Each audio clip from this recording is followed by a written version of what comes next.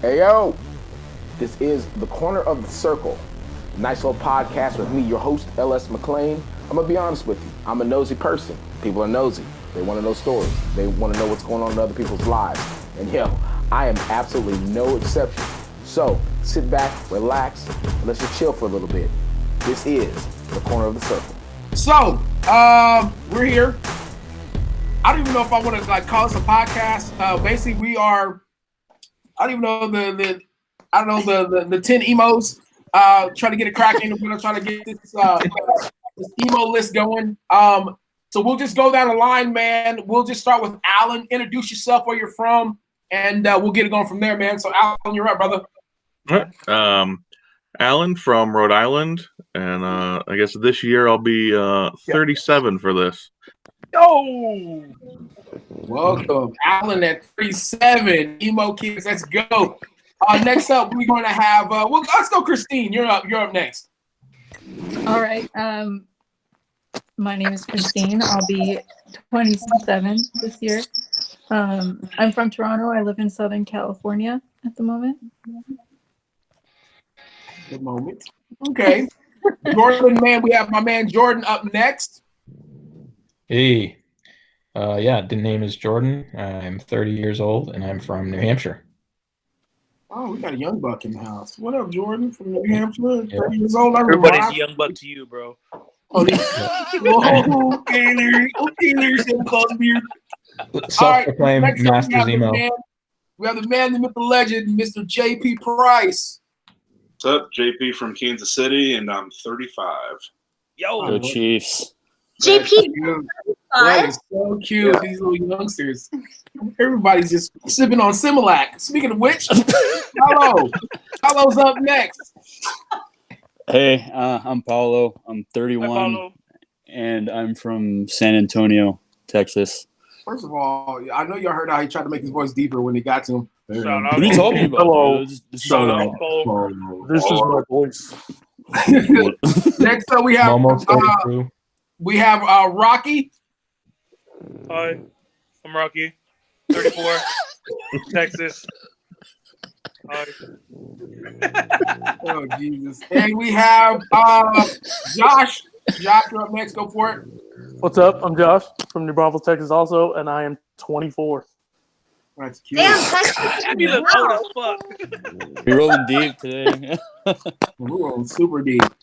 And we have Alyssa joining us when she joins us, and she'll speak when she speaks. We have Tina. Hi, Tina. I'm 33 and I'm from Los Angeles. Oh man, you were youngsters. I got to old head myself playing 41 years old, years young. I remember when I created emo back in the day. We actually call it emotional. You guys don't know that because you're too young. So we'll get cracking, man. Where's this emo music? So basically, what's going to happen is this, man. We are going to go down the list. Everyone was instructed to do their top 8 emo/screamo songs, and so we actually made a full playlist. And so while we won't probably talk about each one of the 8 songs that we chose, everyone's going to get an opportunity to speak on why they chose the songs they chose and which ones, I guess, impact them the most at this point. If you hear something in the background, it's no one farting, it's no one burping. That's Jordan's little dog doing its thing. Frenchies do what they do. Frenchies do exactly what they do. I have one myself. So we are going to start up with the woman herself, Miss Christine. She is going to give us a few of her songs and why she chose to add them to this emo playlist. So, I mean, I don't really have like a very heavy attachment to a lot of the songs that I chose. I started listening to that style of music when I was like, I want to say like 13. Mm-hmm. And it was actually a friend of mine that introduced me to Brand New. And I feel like that album, which I think I added 2 songs from, The Devil and God Are Raging Inside Me, was probably like, I feel like that album saved my life. As weird as that, like, it sounds like cliche or emo or whatever to say something like that, but I was going through a lot when I was a kid, and I feel like that album took me out of a lot of really dark places. So it's something that I still go back to even after all of my different like musical escapades and stuff over the years. And kind of sad that they're gone as a group now. But yeah, and then I feel like the artist from First to Last was super underrated as one of those kind of groups. So I included something off of one of their older albums there too, the Dear Diary Angst album. Always a classic. But yeah, that's a good album. It's super good, and I feel like even some of the filler songs are super good on it. The musical tracks are really good. The lyrics are like interesting and different. Yeah, I feel like those really stood out. I added a Yellow Card song, even though I didn't really like Yellow Card at all. Sorry. I never really liked them. But the song Empty Apartment, I think, was a song that one of my brothers introduced me to as a kid, and I feel like I really attached to it because it was like, I don't know, like growing up, my parents were super, super strict on what we were allowed to listen to and all that kind of stuff. So whenever I got shown some sort of different song or artist, I tend to like latch onto it and just repeatedly listen to it because that's all I had to listen to. And yeah, so my whole like emo phase of music didn't last as long because I started to get more into like hardcore and like heavier stuff. But yeah.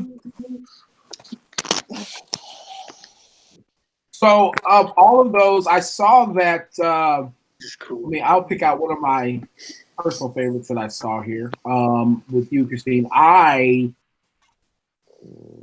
not mad at Dear Tragedy. Is there a particular reason why you chose Dear Tragedy by Bayside? Because I mean, I don't know. Like a lot of people sleep. As far as I know, a lot of people sleep on Bayside in terms of being an emo band.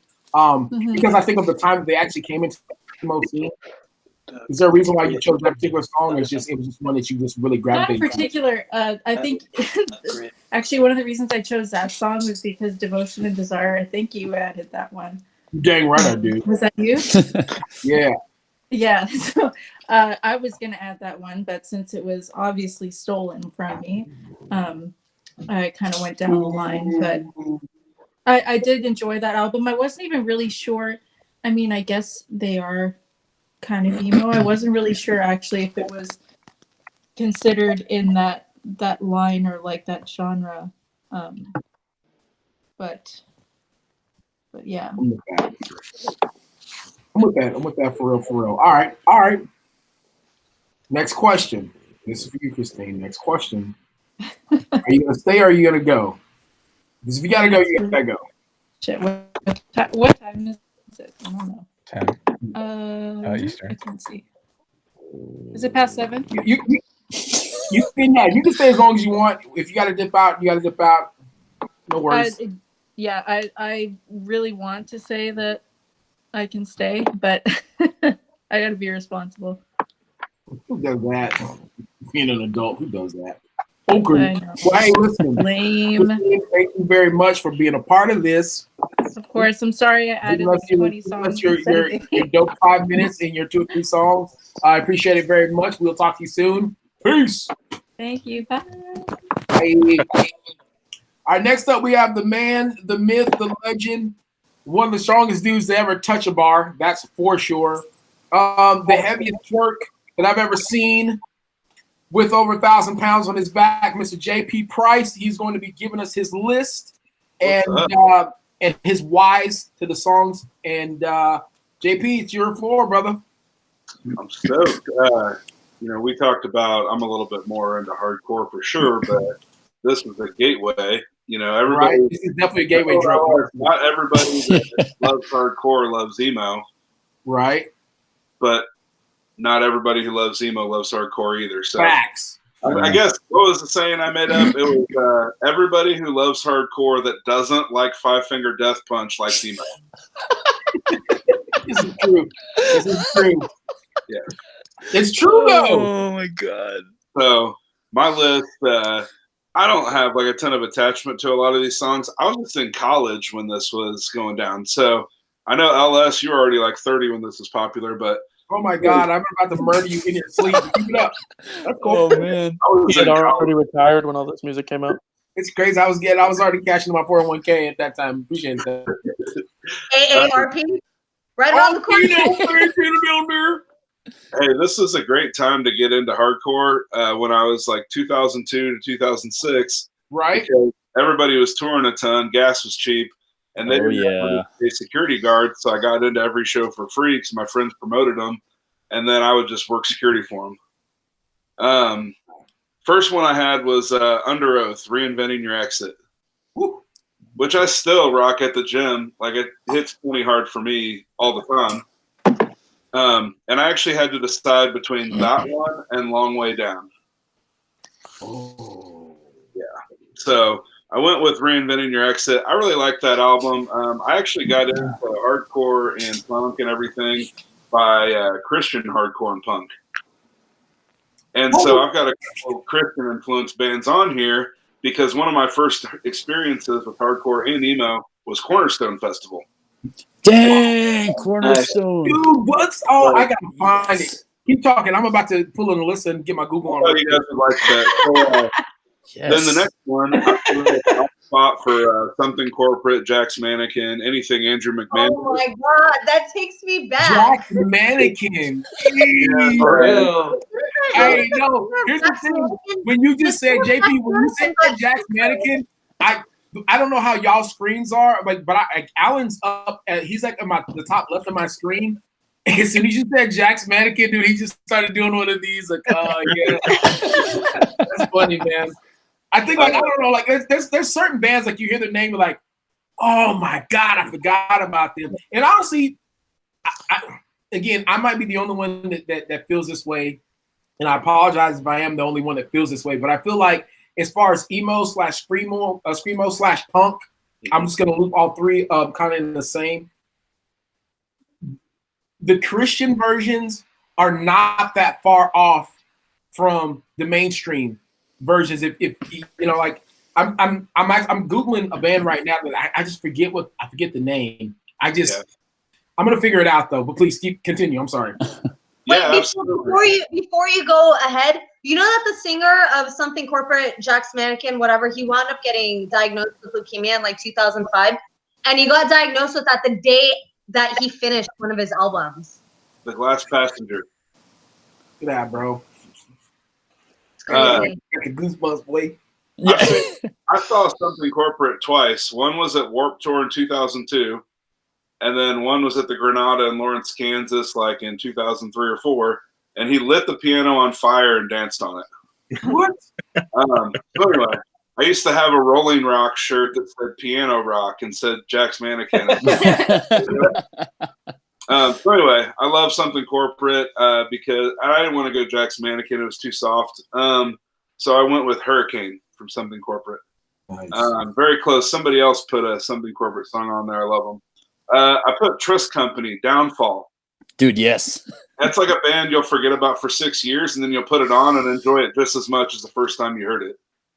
And that whole CD slaps. And all the songs sound the same, but it's still great. Yeah, Trust Company. It's one word, Trust Company.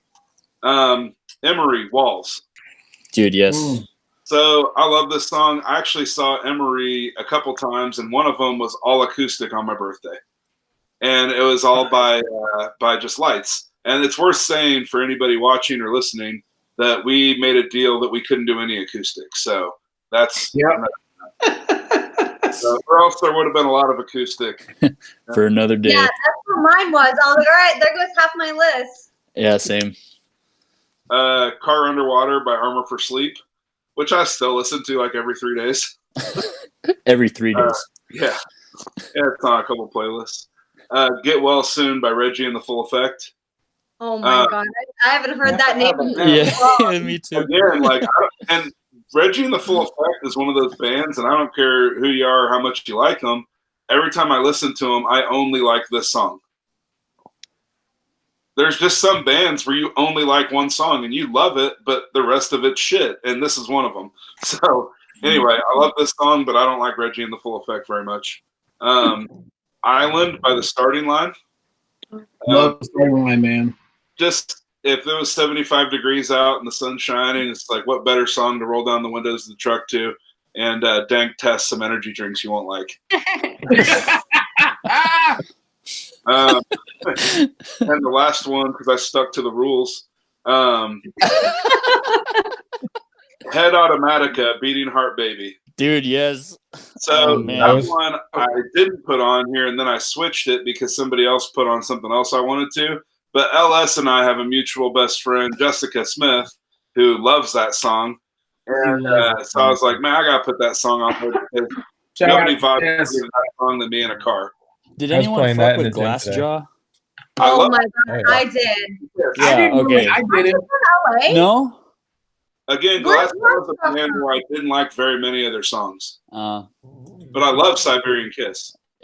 I drove a 1972 Challenger that was root beer brown in high school. That A&W brown. Like, what color is that? Sarsaparilla. It's called the Turbo Turd. What color is that? RC. That Sam's Club brand. No. I've got that mug. All right, Alan, you're up next. Or LS, did you have a question for me? I kind of talked too much. My question for you, JP. The one that. Okay, this is one that I mean I do always have questions about because a lot of people sleep on Emery. Like, it's either. I don't know. At least as far as I'm concerned, and again, I'll say that a lot as far as I'm concerned. I notice like the Emery fans are either completely right. For real, Paulo? That's what we're doing right now? What? I'm listening. This fool's eating snacks. Don't hear my M&Ms, LS. Just talk.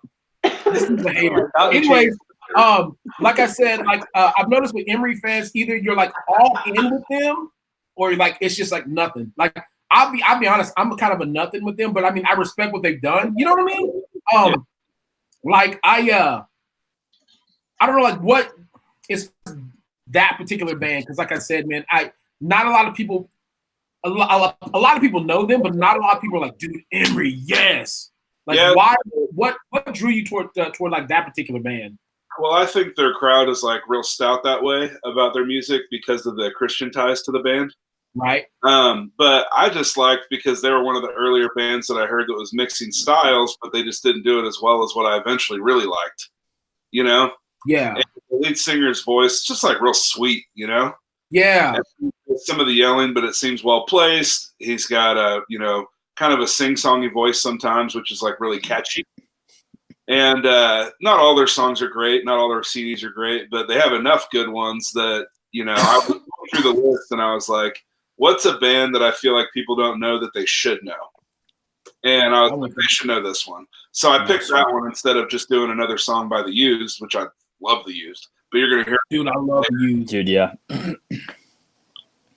All right, I'm with that. And then I'll ask one more. I'm pretty sure I have a million, but like, okay, because I wasn't able to put them on there because I just couldn't find room to put them on there and I couldn't justify.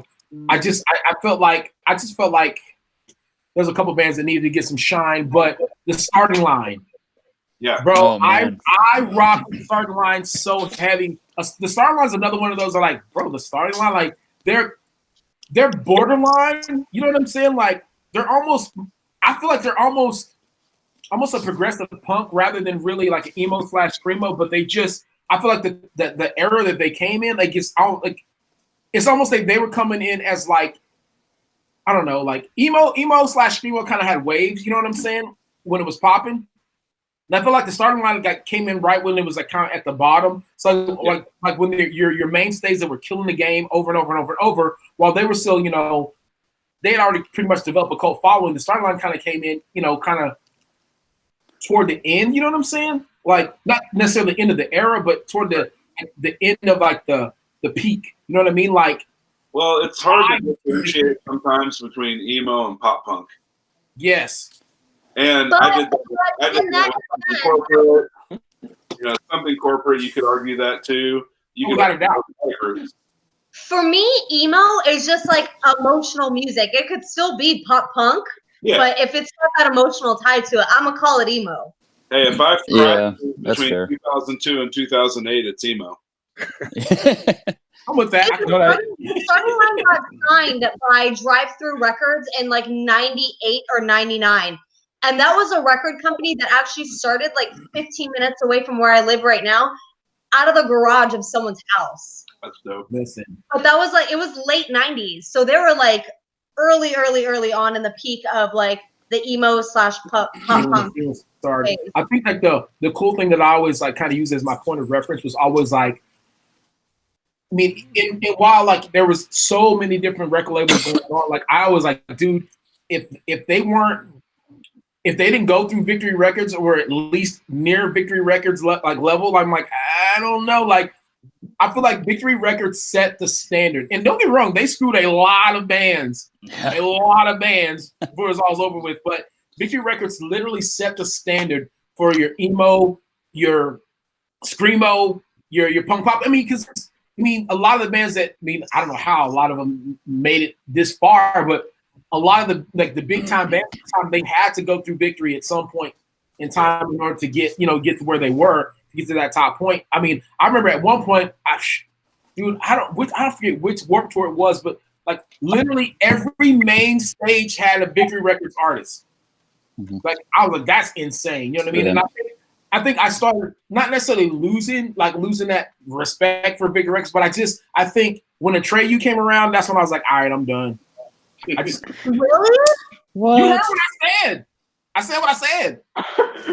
I'm not. When Atreyu came around, Aiden, I wasn't a big Aiden fan. Like I just there was a couple Victory Records bands that came in to sign with them at the beginning, and I could be wrong. I could have a different label in mind with one of them at least. Like I just like man, this is my steez. This isn't what you know what I mean. Like it's not what I signed up for. You know what I mean? And I will openly admit, like my days of skating were kind of coming to an end. You know what I mean? And I guess I started to develop a little bit more stuff. You know what I mean? And so I don't think I was as emo as I was, but that was one of the things that why I did lean on like the starting line, kind of a little bit because that really it kind of spoke to me a little bit, as far as like some of the lyrics and some of the songs. And I just always felt like that guy while he was, the lead singer was, he had a decent voice. It just felt like he was like, he was just in pain all the time. You know what I mean? I was like, yo, I feel what you feel. So I always kind of, want to know like why people pick the starting line. And so I appreciate you for sharing like as to why you chose to pick them, because that's, I don't know, man. Between those two, like those are two that stuck out the most to me was like when I saw Emery and the starting, I'm like, all right, that's dope. I appreciate that. All right, next that song will put you where they're talking about going. Like the song will put you exactly where they're saying. Yeah. Like I think they had. Oh man, there's a couple songs that I know for a fact that. I mean, obviously, Best of Me. That's one of those that like I don't think like you. It doesn't matter like who you are. Like that song plays like where you were, what you were doing. You remember who you were with when you first heard it for the first. Like honestly, when I was at the peak of my I guess I want to say my life, I was like always on MTV, watching every MTV video I could find. You know what I mean? Like just trying to figure it out. Like going through like people's MySpace, like, oh, what's that song? Oh yeah, that's a dope song. And I would literally go. This is straight up. I would go to like people's MySpace accounts and look at like what their hair looked like. Like, oh yeah, that's emo kid. Let me see what's on their profile. Let me see what bands they're referring to. You know what I mean? So like, and that's actually how I found out about starting line. Was like there's this dude. He had like 4 lip rings, man. His hair was like jet black, and he had like I'm talking like eyeshadow, like it was like to his cheeks. I'm like, yo, this dude looks like a panda bear. Let me see what this guy's talking about. And that's how I found out about starting line, man. Like, you know what I mean? I don't even remember the guy's name, but I know I was in his I was in his top 8 for a little bit. Like, I appreciated that. You know what I mean? But it is what it is. My bad. I'm gonna keep talking. My bad. Alan, my man. Alan has been silent. You know what I mean? So I feel like he's got a lot to say. If you don't, I don't know. You know what? Pressure's on. So Alan, you have your list. Give us a rundown of what you chose and why you chose it, my friend. All right, so I've got starting off "Letters to You" by Finch. And I've got My Friends Over You, Newfound Glory. In This Diary, The Ataris. Breathing, Yellow Card. Anthem of Our Dying Day, Story of the Year. Let's go. I'll Play My Game, Beneath the Spinlight, brand new. Excuse me. Drunk Girl, Something Corporate. And I Will Follow You Into the Dark, Death Cab. So for me, a lot of the songs, nothing specific. I don't like, well, actually, Drunk Girl is the only one that has a specific moment. And it was making out with a drunk girl at a Something Corporate concert. Nice. After that one, The most appropriate. it's just one that I'm like, every time somebody's like, so like, what's a song that really sticks with you? And I'm like, no, that one works. That's funny. The rest of them are more of like moments from, because I was a freshman, sophomore in college when I started learning about emo, and it was, you know, brand new. I mean, I could, you know, the 6 people that were in the room the first time I heard Brand New, I could still message today. And it's, you know, just kind of one of those things where each band and each song is more of a, oh, okay, I remember listening to that while, like, you know, you take a 2 a.m. drive because, you know, you're 19 and you can't get into a bar, and so there's nothing to do at 2 o'clock in the morning, so you go drive somewhere. Well, they're right, bud. You have to. Yeah. Those are some of the best moments, man. Yeah. So I think like emo captured that. It captures that more than any form of music because it didn't really come and go as quickly. You know, looking back on it, it actually came and stayed for a while. But I mean, as soon as it was here, it was gone. You know what I mean? And you know, you look like any other music that you listen to, be it rock, hardcore, whatever, you can still recreate moments of that music. But with emo, it's one of those things where that particular point in time is burned in your brain, and there's no other memory that replaces that moment. Because you are in whatever state, if you're in a state of angst, you know, anxiety, whatever it is that you're in at that particular point in time, I think those mixed emotions kind of burn that forever in your brain for that moment. And so it's never replaced. So if it's, you know, hey man, we're too young to do anything, and we're not over 21, so like let's just go on a road trip. Let's just drive. Like, you know, let's cruise for a little bit. Let's listen to, you know what I mean? Like, you know, let's talk about girls that we're not gonna get. Let's talk about, you know what I mean?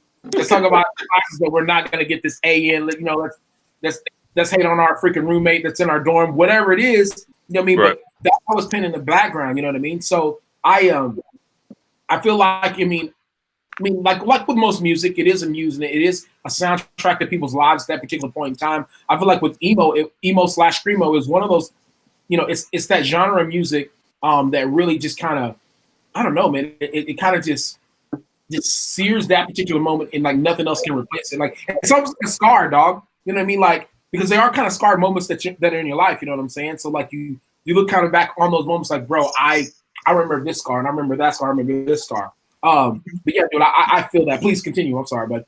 Oh, no worries.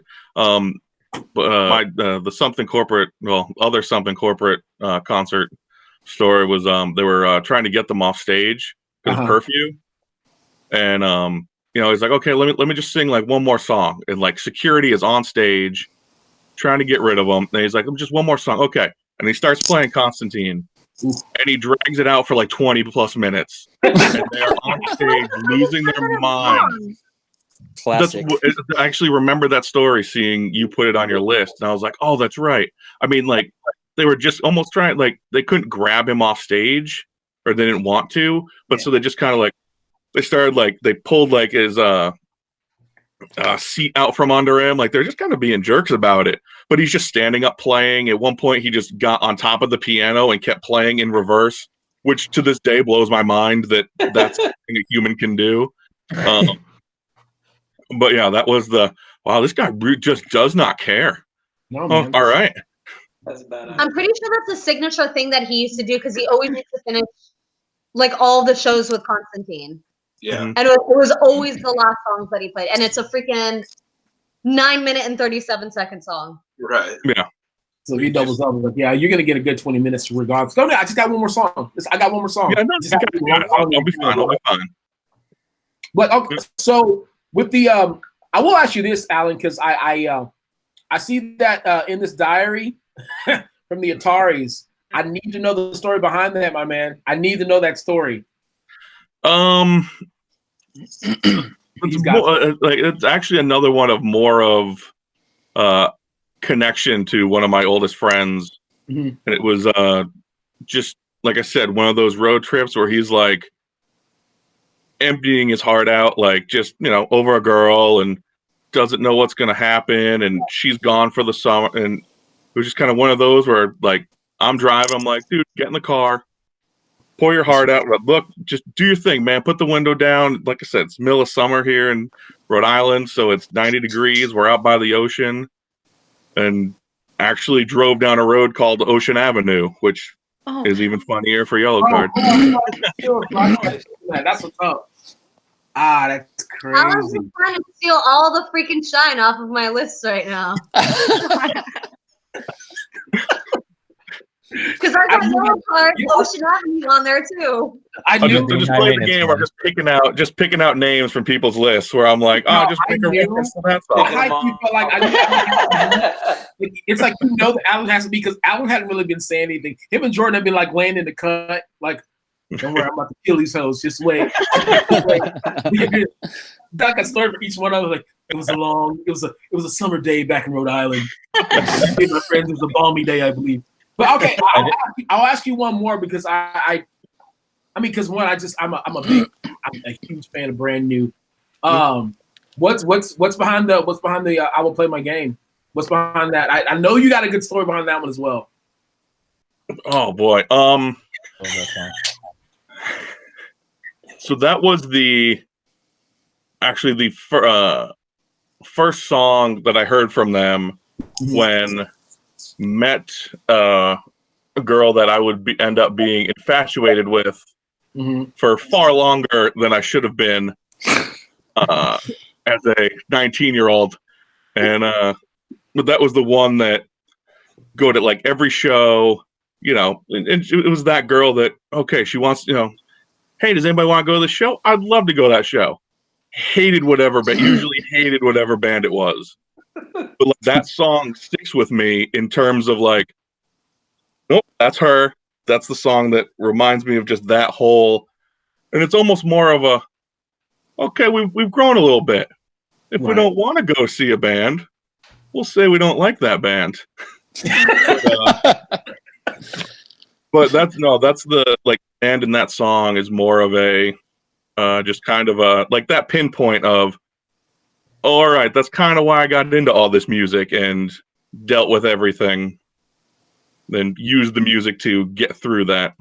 I don't know about you guys. Like, I literally want to hear like every one of his stories behind these songs. He has like good stories behind them. You'll get one more because I want to hear. Okay, what else can we? All right, you know what? Let's see what this is about. The Newfound Glory, My Friends Over You. Jam, by the way. Yeah. That song's a bop in general. It is. It's just such a. That song's just a fun song. Yeah. Yeah, that's the one that would actually have friends to this day in cover bands, and they'll start playing it, and they'll stare at me while they play at it. Because there's a situation where, like people get in relationships, you don't talk a little bit, like, you focus on whoever you're with and all that. And a situation where I was, seeing this girl and she hated all of my friends. Like, I was like, I don't think you should see any of them. And I was like, yeah, no, I learned that lesson already with the Brand New song. But all my friends were kind of in the same situation. Yeah. So we're out to lunch. I feel like everybody's with, girlfriend. Right. All my friends out, in a couple, and a couple of them like weren't happy like in their relationship and all this. And so the girl I was seeing just starts yelling at me like out of nowhere. And this is like 7-8 months in, so it's kind of an odd. All right, that's new. I mean, I get that you didn't like these people, but like we're having lunch. We'll be cordial. Pops off, and I just looked at her and I was like, yeah, you drove, right? No, I'll be able to get a ride. I was like, no, that's over. Like, something to that? Like, nope. And then because I was already in an annoyed mood, and I didn't like most of my buddies' girlfriends. Like, look down the table and just go, "See, guys, it's really not that hard." Oh my God, that dude. Like, I threw 6 dudes under the bus immediately, and it just turned into, that night my phone blew up for like an hour. Like, what did you just do? And I'm like, helping. Oh my God! See, so you were the napalm bomb that went off and messed it up for all the rest of your friends. Oh yeah. Oh, Look, we had a wild summer that year, so he goes, "Oh yeah." In the end, it worked out pretty good. Note to self: keep Alan away from your significant other. That's pretty much. If he's not in the mood, guess what? No one's going to be in the mood. Fairly, I'm done. You're all done. We're out of here. I'm thinking about the point I'm leaving. All right, we're gonna go with the listen now, because all right, I'm gonna be 100 with you guys right now. I know everyone had a chance to look at Alyssa's list. Alyssa probably has the most fire list. Bro, her list is fire, so no pressure. But if you mess this up, straight up, you get booed. But yeah, dude, Alyssa's list is fire. And it's like, it pissed me off because I'm like, I thought that, I mean, everyone feels like you have a good list. Like, I have a solid list, I think. And then you look at the list, it's like, oh, okay. I guess I don't have a good list. So, all right, so Alyssa, you are up. You have some bangers. God, you have mad bangers. All right, listen, you're on now. I know, I'm Pressure's like, on now. the pressure is on. So do you want me to go through my list? Yeah. Okay, so sorry. See, pressure's getting to her already. I know, I'm cracking. Already crumbling. I've never done this before. I know, I'm new here. So 7 years, Jason, Bright Eyes, Love I Don't Have to Love, Title Fight, Numb But I Still Feel It, Hands Down, Dashboard Confessional, My Darkest Hour, Scary Kids, Scaring Kids, Boiled Frogs, Looks on Fire, Honestly, Cartel, Champagne from a Paper Cup, Death Cab for Cutie, Quarantine at the Drive-In. So, growing up, I was really sheltered, I guess you can say. So I didn't have access to a lot. Just CD player, radio. I had a CD plug, so someone would burn CDs for me on LimeWire. And Plug. CD plug. CD plug. Get out of here. So they would just burn CDs for me. And the 2 songs that really got me were Hands Down from Dashboard and Love I Don't Have to Love by Bright Eyes. So the other ones just came into play once, I started listening to those, finding some similar bands. And then when I got with Rocky, just because we went to Warped Tour, he took me to my first Warped Tour, and it's all from there. You're welcome. Like, okay, I will ask you this, because I already talked about it a little bit, when I saw it pop on the list, is the Honestly from Cartel. Like, man, I love me some Cartel for sure. You could cry. Bro, straight up, when I was like making the list, like I was like plugging everything in and transferring like the Spotify list over to the Apple list. Bro, I was playing like Cartel in the background. I'm all in my feels, like, man, just take me back. All choked. Like, I don't know, like, it is. I mean, as far as the bands that you listed, obviously they must be one of your higher up there. But like, as far as Cartel in particular, like where does that band sit amongst, like, say your top 20 bands as far as emo? Like, are they a top 5, a top 10? Or are they even a top 20 band? I would say they're at least a top 5. To me, that's what they would be, is top 5. I mean, like, I will say that as far as as far as like that emo, and honestly, Cartel was one of those emo bands that really, they were one of the first, like, big, I guess they developed a big name and a big following. And I mean, of the ones that I ever saw, like, that, I guess you want to call it a big budget, if that's even a thing you would call a big budget emo band. Cartel was kind of one of those first ones that I ever saw that actually used the whole idea behind, like, different types of marketing. They try to push their album. I know they recorded a full album in that glass house, and they like put it on MTV the whole time. And Dude, I just remember like that's the most genius thing I've ever seen in my life. These fools are literally living in a glass house. They're doing an album. They're not gonna come out until it's done. Like I just thought that was like one of the coolest things. But honestly, it's one of those like you heard it on. It was almost on it. I think it's like 3 or 4 different soundtracks. And then it was one of those very few, popular emo songs that you didn't get tired of hearing.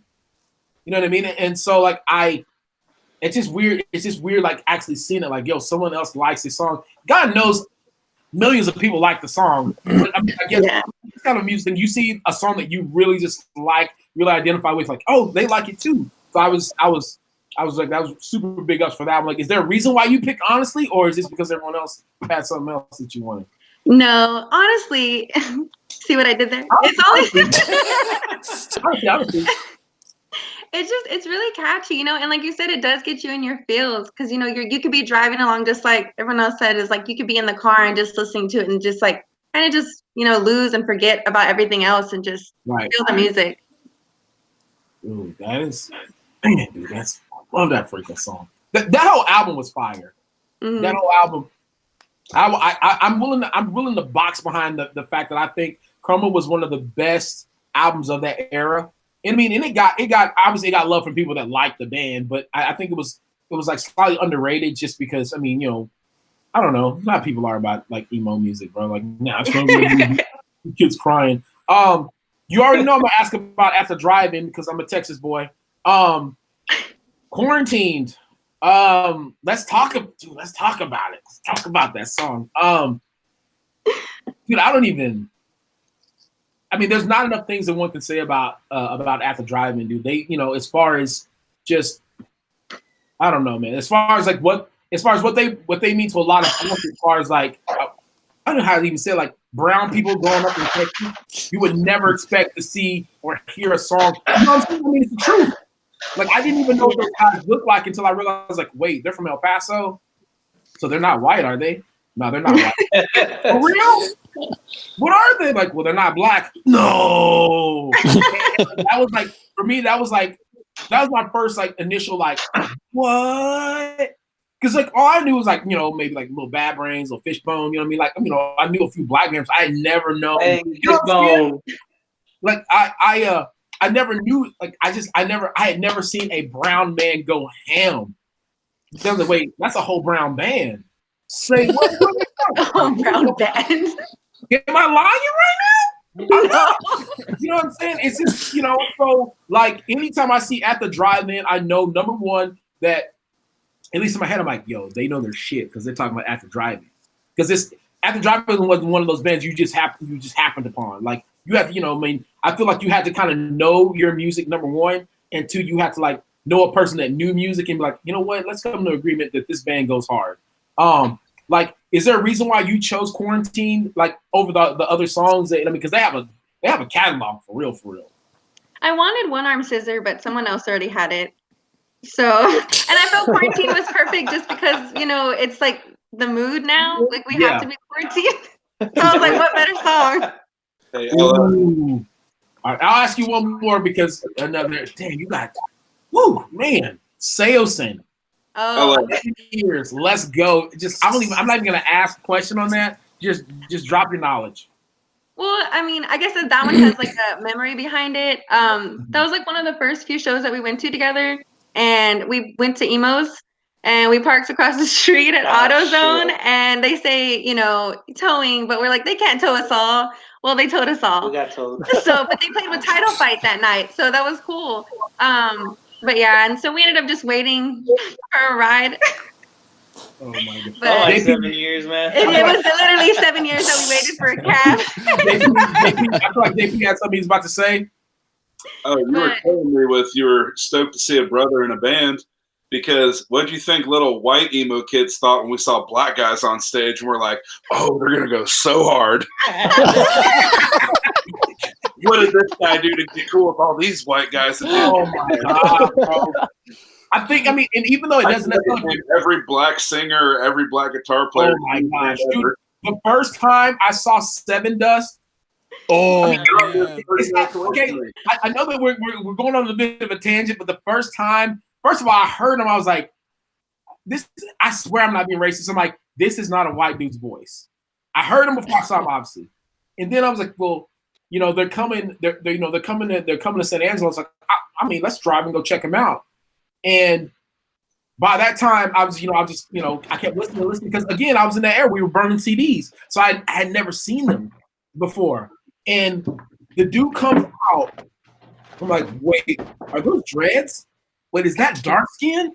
What?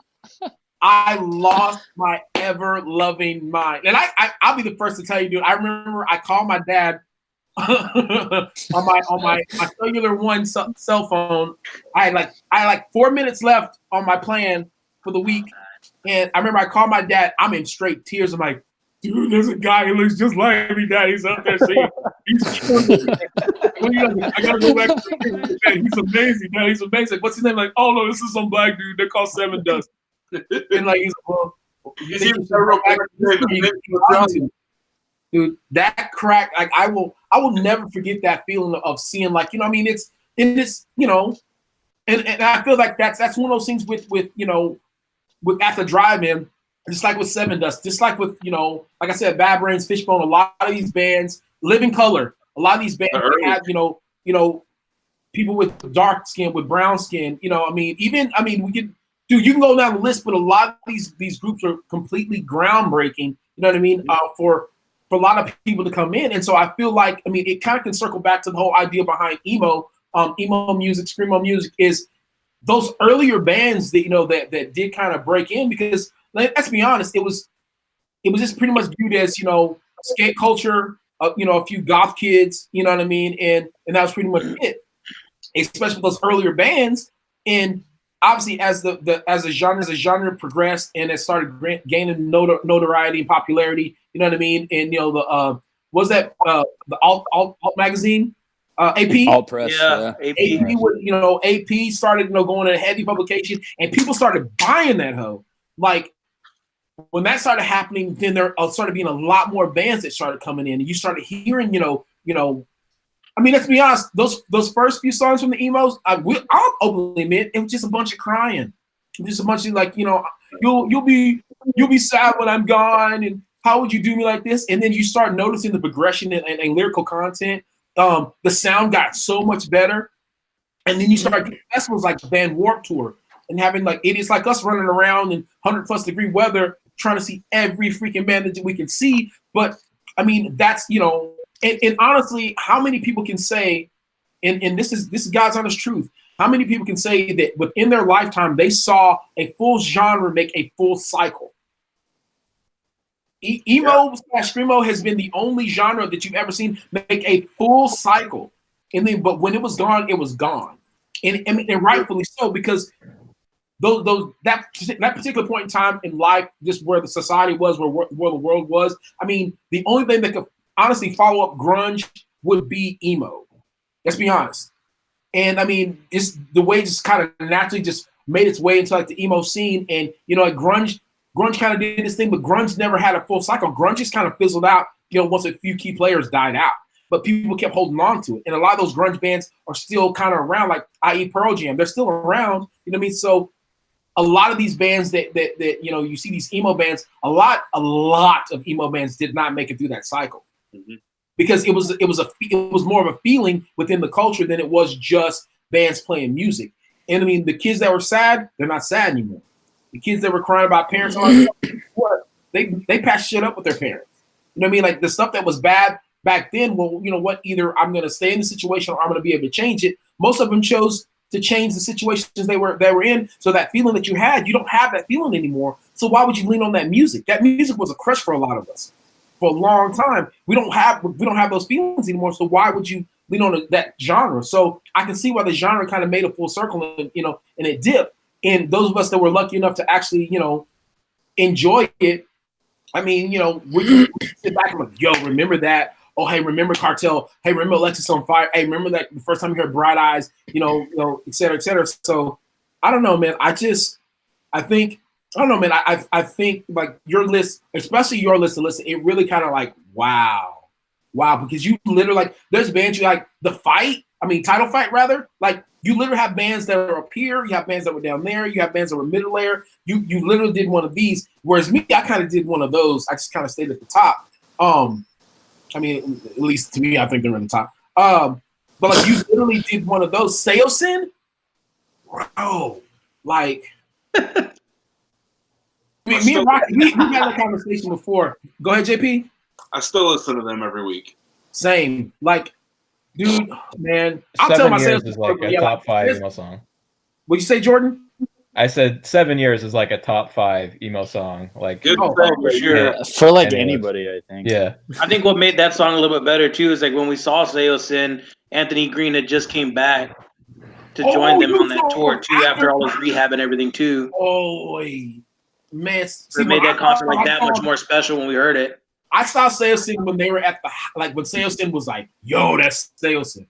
Like, I might go get I still have the T-shirt, bro. You know what I mean? Like, I still have that hoe. Like, it's one of it's like I want to frame it because like when I saw Seosin, I saw him in Baltimore, and dude, that scene was ridiculous, man. Like, I don't know, but you know what? It's not about me right now. We have one more question for you. I do want to talk about Lover. I Don't Have to Love by Bright Eyes. What's that about? That was a good one. That one, like I said, that was on my burn CD. But it just listening to it, it's slow. That one got me through a lot because when you're in middle school, you don't really know, where you're gonna be or what you want to be, and so just like listening to that, it kind of just. I don't know. After listening to that, I was like, I think I do like this, like emo, because it's like your friends either listen to emo or your friends listen to rap, and it's like you can either like rap, you can like both, but it's in that time to me it was like you had to like one or the other. You couldn't like both. So for me, that was like kind of the decider. Like I'm gonna go the emo route, but that one is just good. Like just like the lyrics, I can't even explain it. Like just listening to the lyrics, you can like, and that one too, it has like the low and the high points. So that one you can just like sing your heart out too. And Yeah, I'm with that. God, dude. Like, these are, God, you have some good ones, dude. They just, yeah.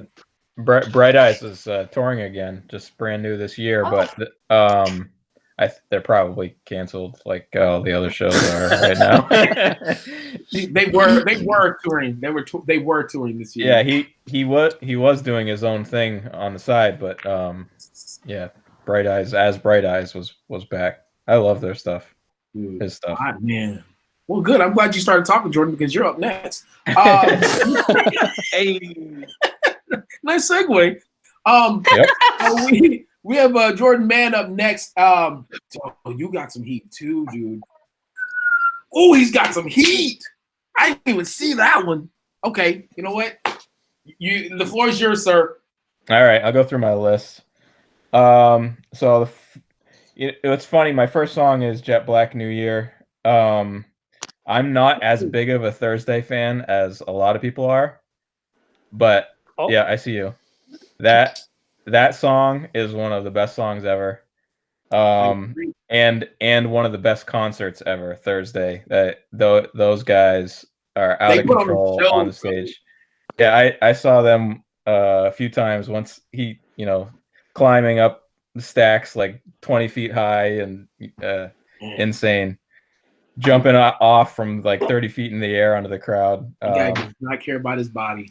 No. So that was my first one. I love that song. 187 by Census Fail. Actually, another band that I don't really love a whole lot, but that song that was like quintessential for that era for me. Just like being that with whole friends. album. Yeah, was quintessential, man. Definitely. Dude, Census Fail kicked a lot of people in the chest with that album, dude. Yeah. Yeah. You know what I'm saying? Like, it was their first one too. Yeah. From the Depths of Dreams. Yeah. After that, Thrice's Deadbolt. Yes. One of the best Thrice songs ever. So hard, dude. I'm a huge Thrice fan. I know. I was talking to Ellis yesterday, and he was not so keen on the last couple albums, and they're not as good. But one of the things I appreciate about Thrice is how they kind of aged, on their own, and I actually appreciate a lot of those bands that kind of evolved. They didn't get stuck in that era and kind of one and done, which a lot of these bands had one or two albums. Facts. So Thrice is top of my list, and Deadbolt is that album Identity Crisis is insane. But that's Deadbolt. Piebald, I don't know if they were more. Did anybody else get into them? They were from Massachusetts, so I don't know if that was kind of a local thing or what. But honestly, maybe I might actually just play some of them in the background as you're talking when I edit this. Because I'll be honest, I never got into them. I never. That song "American Hearts" is there's a line in that song that talks about a window washer. Now, when I was a teenager, I washed windows, so I always played it on my way to work, and I don't know, it just reminds me of the time. But that's a great track. Art is Hard by Cursive. Anybody get into Cursive? A little bit. I really like that song. Again, it's kind of one of the first songs that came to mind when thinking about this. And then a little bit more well known, Taking Back Sunday, Make Damn Sure. I didn't feel that Taking Back Sunday was well enough represented. that song, I mean, it as popular as it was, that song brought it. I really enjoyed that one. They did an acoustic, kind of like an acoustic little thing with them. Dude, that went hard, dude. You know what, man? I mean, and I can't wait to ask you more questions about these, Jordan. I can honestly say, like, Make Damn Sure rather is it does not matter where you're at when you hear that song. Yep. That initial he breathed in you're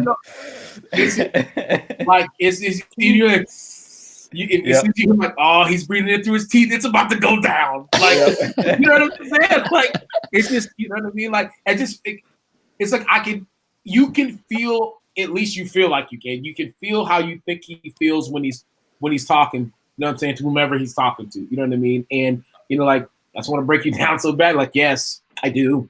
I really do. You know what I mean? Like, you know what I'm saying? Like, it's man, again, I always lean on this, on this particular genre of music because you felt so many feelings, man. You know what I mean? And you feel music just does that to people, period. You know what I mean? Like, that's why they're artists. You know what I mean?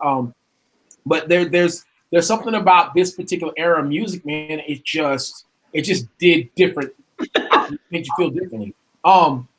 I do want to ask you though, as far as the 187 from Census Fail, what aside from it being just a dope track, how did that particular song speak to you? I don't know. Like I said, I had more friends that were a lot more into Census Fail than I was, but that song to me, I don't know. It's a good track.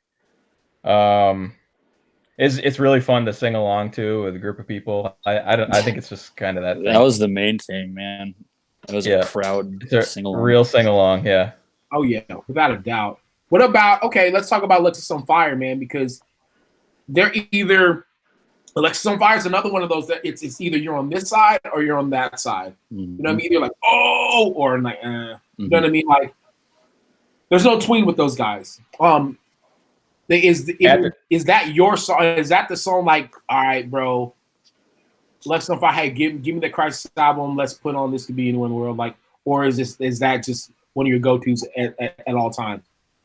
That's a go-to. I absolutely love that song. I was actually more into City and Color than I was in Alexis on Fire, or Alexis on Fire. I still don't know which it is. Is it Alexis or Alex? Alexis. It is Alexis. Yeah. But that song, brother Alex. So, however she identifies. All right. Yeah, that's right. Yeah, Alex can go either way. But yeah, that song I had a friend, whenever that was 10 years ago or whatever, and just riding around in the car, that song was it for sure. Oh, then my last one on the list was another brand new song. Okay, I Believe You, but my Tommy Gun don't. I had a really hard time picking a brand new song, but that's the one I ended up with. Archers from the next album was also in heated contention, but that whole album, Deja Entendu, just was an incredible album. That's probably like the first album I think about of that era. But that song I think it was just it had a lot of pieces to it that people could identify with, just the lack of self-confidence, but it displays itself in kind of the opposite of that. That's what it's at. Well, that's what I hear anyways, but I don't know, just some good songs, man. Yeah, they are too. Your list was a banger too. I think something Tina was talking about. It's like, well, if your lyrics are emotional, then it's emo music, and emo it's this really hard thing to define, because it's like it goes in different directions. It can go like more in the pop direction, more into folk music, and then it trends towards the post-hardcore type stuff. And actually I think a lot of the stuff more on the fringes is what I enjoyed the most. But I think it was an inclusive genre that kind of allowed people, I think most people that were drawn to it had experiences that made them relate to the music, and deal with it in different ways. So yeah, I completely agree. I mean, I even want to add to that by saying it could be it could be like, you know what I mean, it can almost go like, lean towards the pop, and then the next thing you know, as soon as they make an acoustic version of that same song, it's a completely different song. While you recognize the lyrics and you recognize, like the harmony, like you recognize everything in the song, but as soon as it's just like no musical accompaniment, it's just a voice and a guitar, it completely changes what that song was. And then it completely changes how you feel about that song. I'll be the first to say, like, I mean, and I'm willing to say that like straight up, like, I wasn't as big of a Thursday fan as I am now back in the day until I heard acoustic versions of their songs. Then it made me go, incredible songwriter. Yeah, because he's a great song. And, I mean, don't get me wrong, Jeff's voice is trash, but it is what it is. He does not have a great voice, but he can write songs, and his structure was always on point. But when you hear the acoustic versions of these same songs, like, oh wow, okay. And then you can go back and listen to him. Like, I mean, obviously, like, full set and everything behind him. Like, okay, now I fuck with it a little bit heavier than I did before. So yeah, dude, I completely agree with what you're saying, Jordan.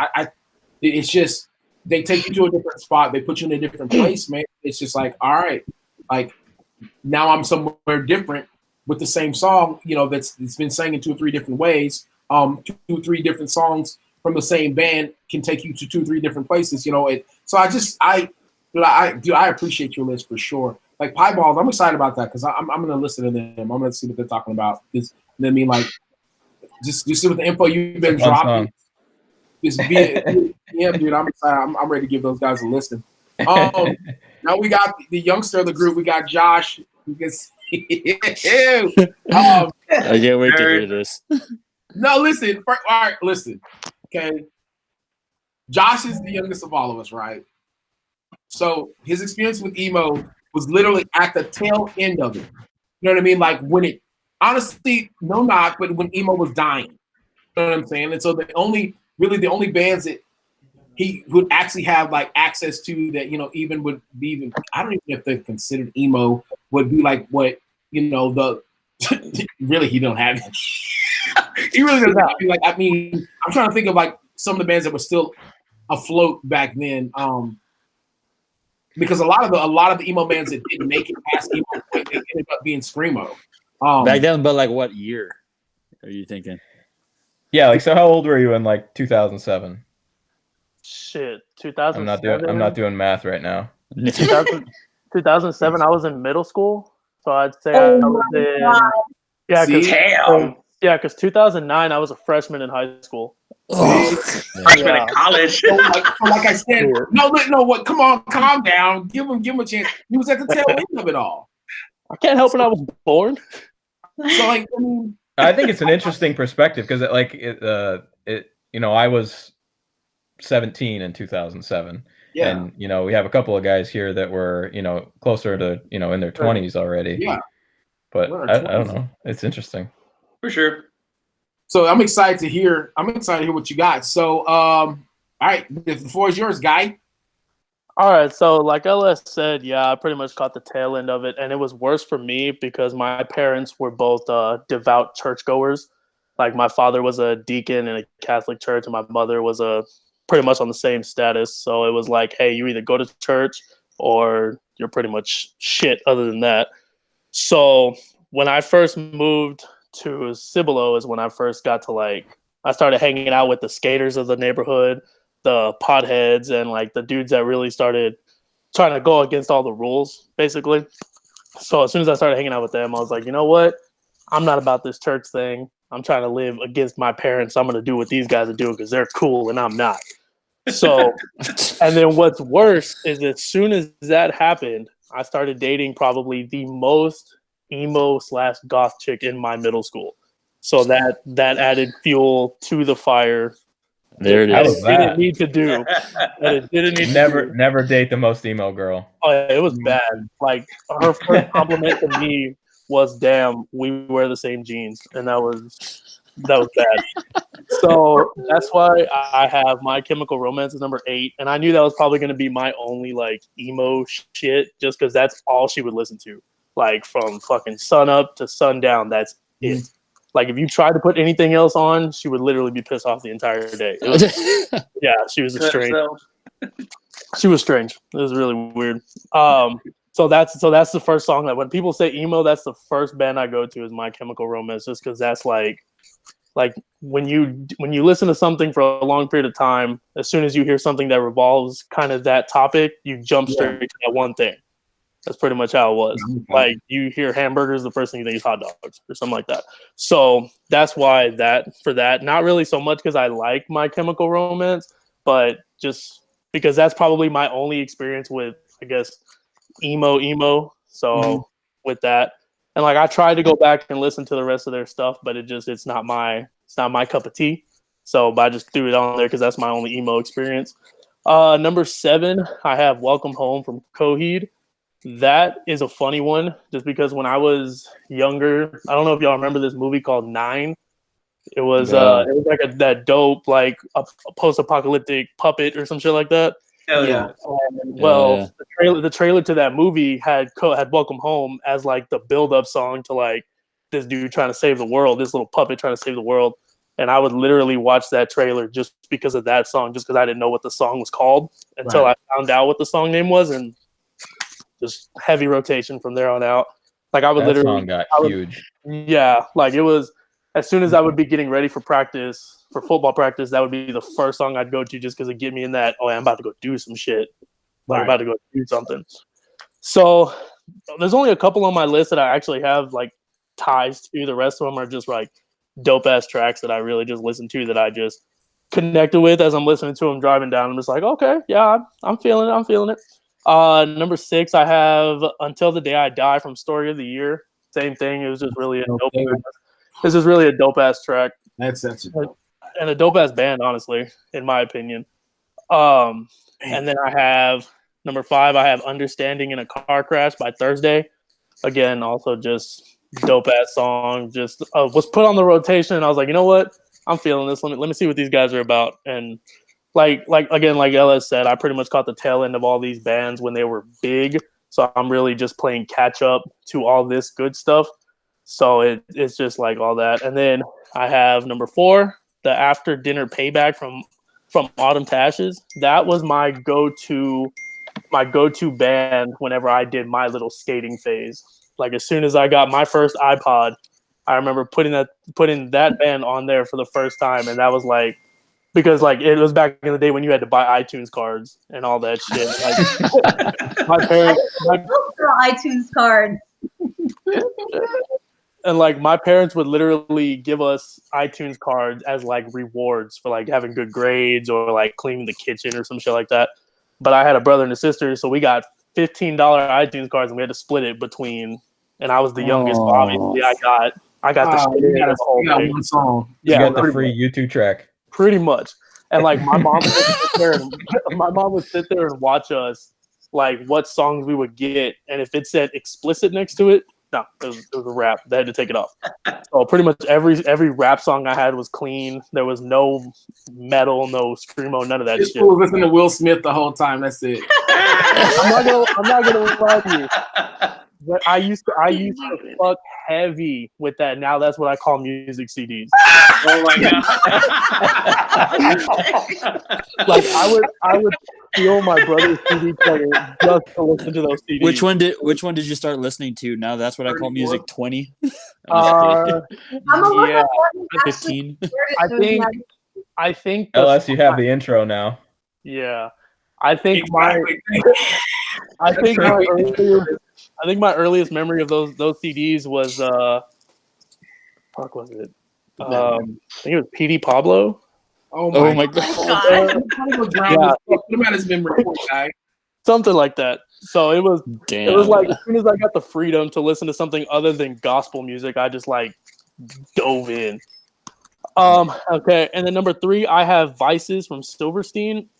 Now, the only reason I don't have Silverstein higher on this list, and LS and Rocky and all them can attest to it, is because I just found out about Silverstein because we had tickets to go see them.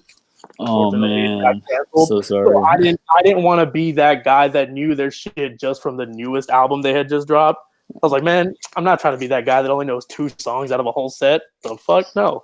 So literally for like the whole build up before it got canceled was just Silverstein on Spotify all day long.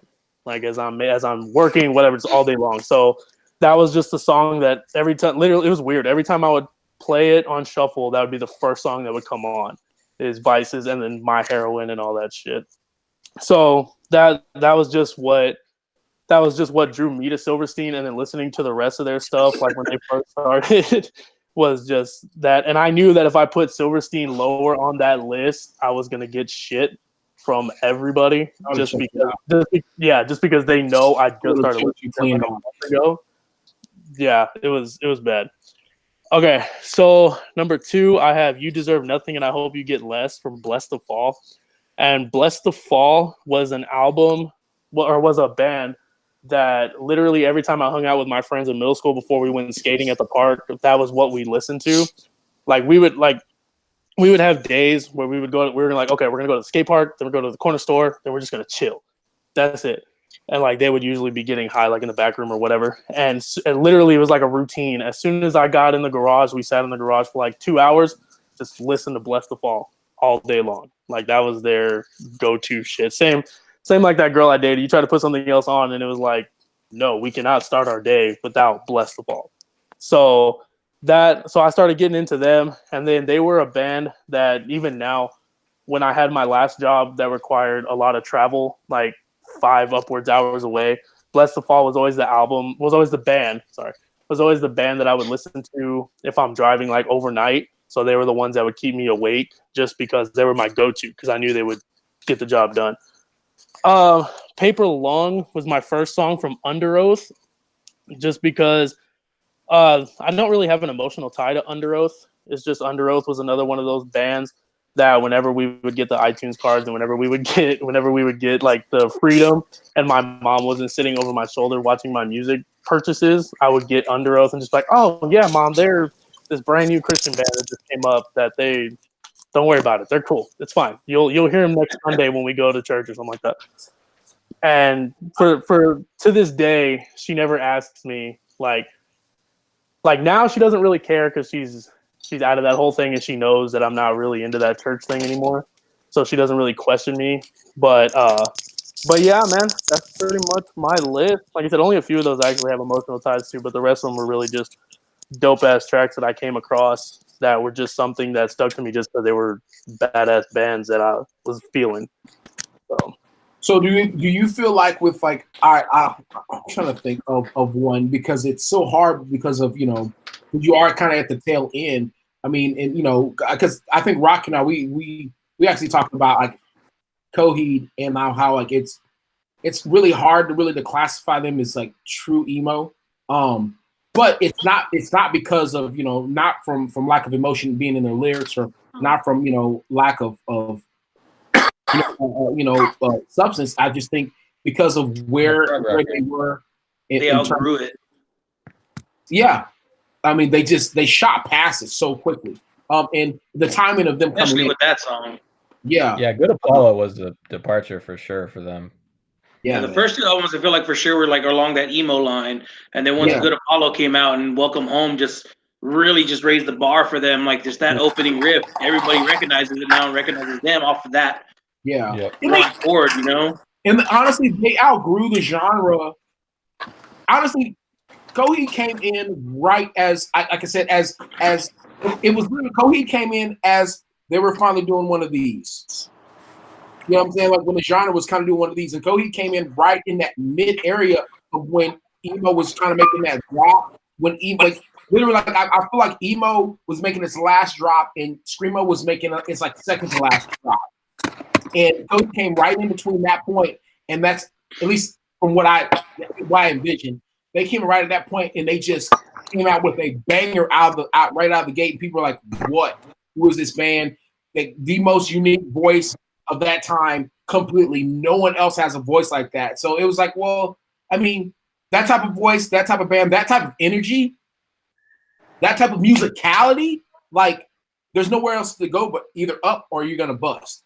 And I mean, obviously they did the first. They just went up and they kept going up, and it was kind of like, all right, well, they kind of pulled a hot air balloon, like the rest of the genres kind of fizzled out, kind of died out, and Coheed just like, all right, well, cool. They kind of developed their own sound, pretty much. You know what I mean? And they pretty much carried it, to present day. So I mean, when you're looking at Coheed and just like where they're at, like for me, just because I guess I've been around the whole emo era. Josh, for you, like, I mean, like, how do you view? Okay, I'll put it this way: how do you view Coheed versus My Chemical Romance? I definitely have more experience with My Chemical Romance. Yeah, just from that past, and when like I guess when they first put out that first album is when I guess I was a kid, and when I started realizing like music that I could listen to was them.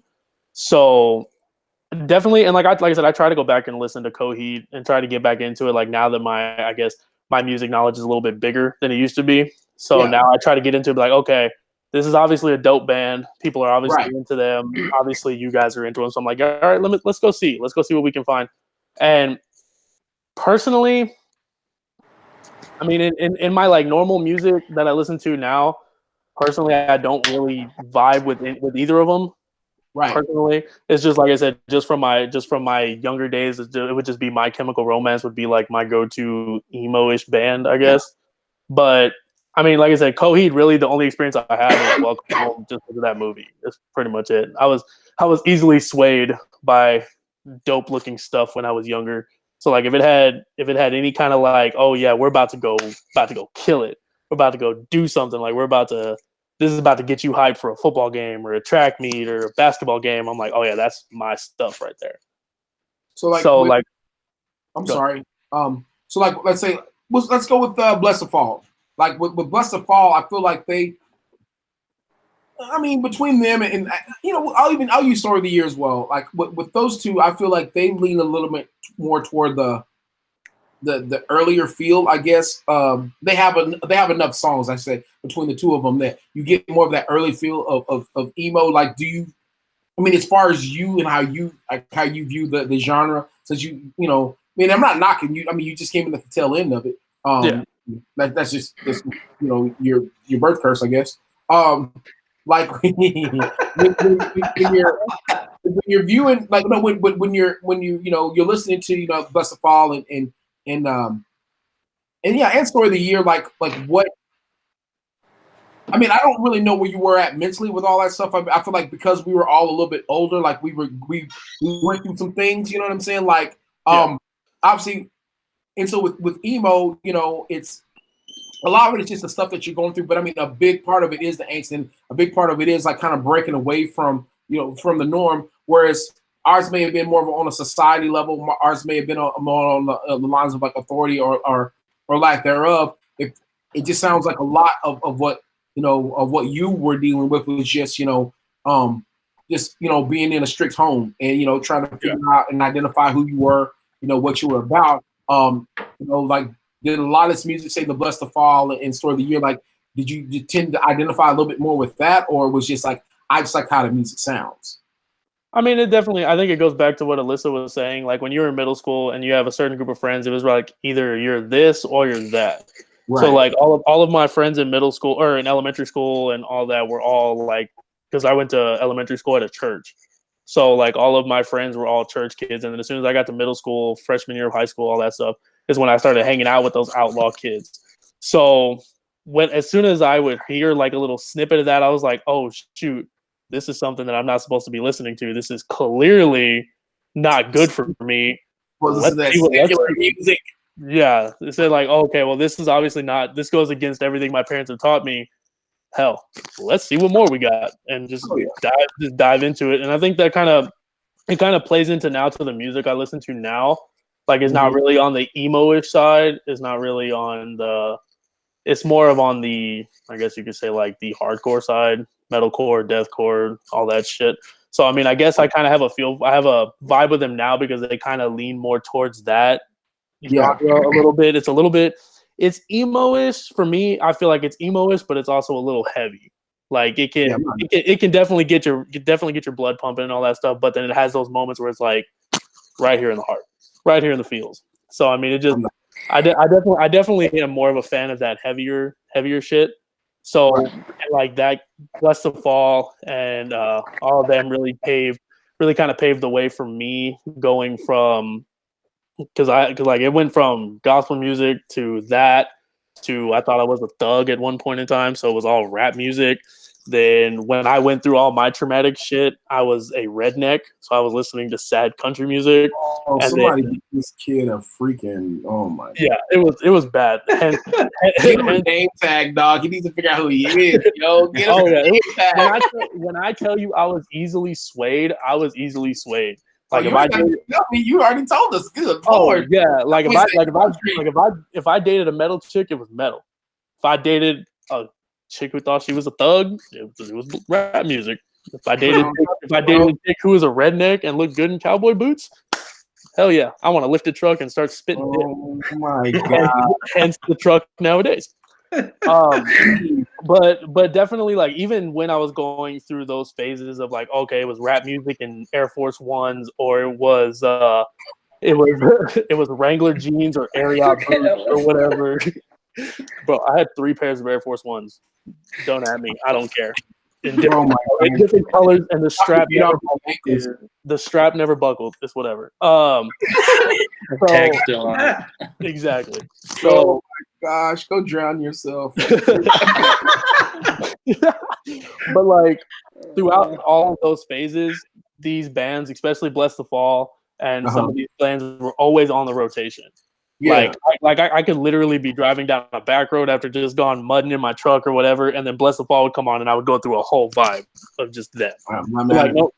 So like no matter what, no matter how my attitude or my look on life or whatever changed, they were always in that rotation.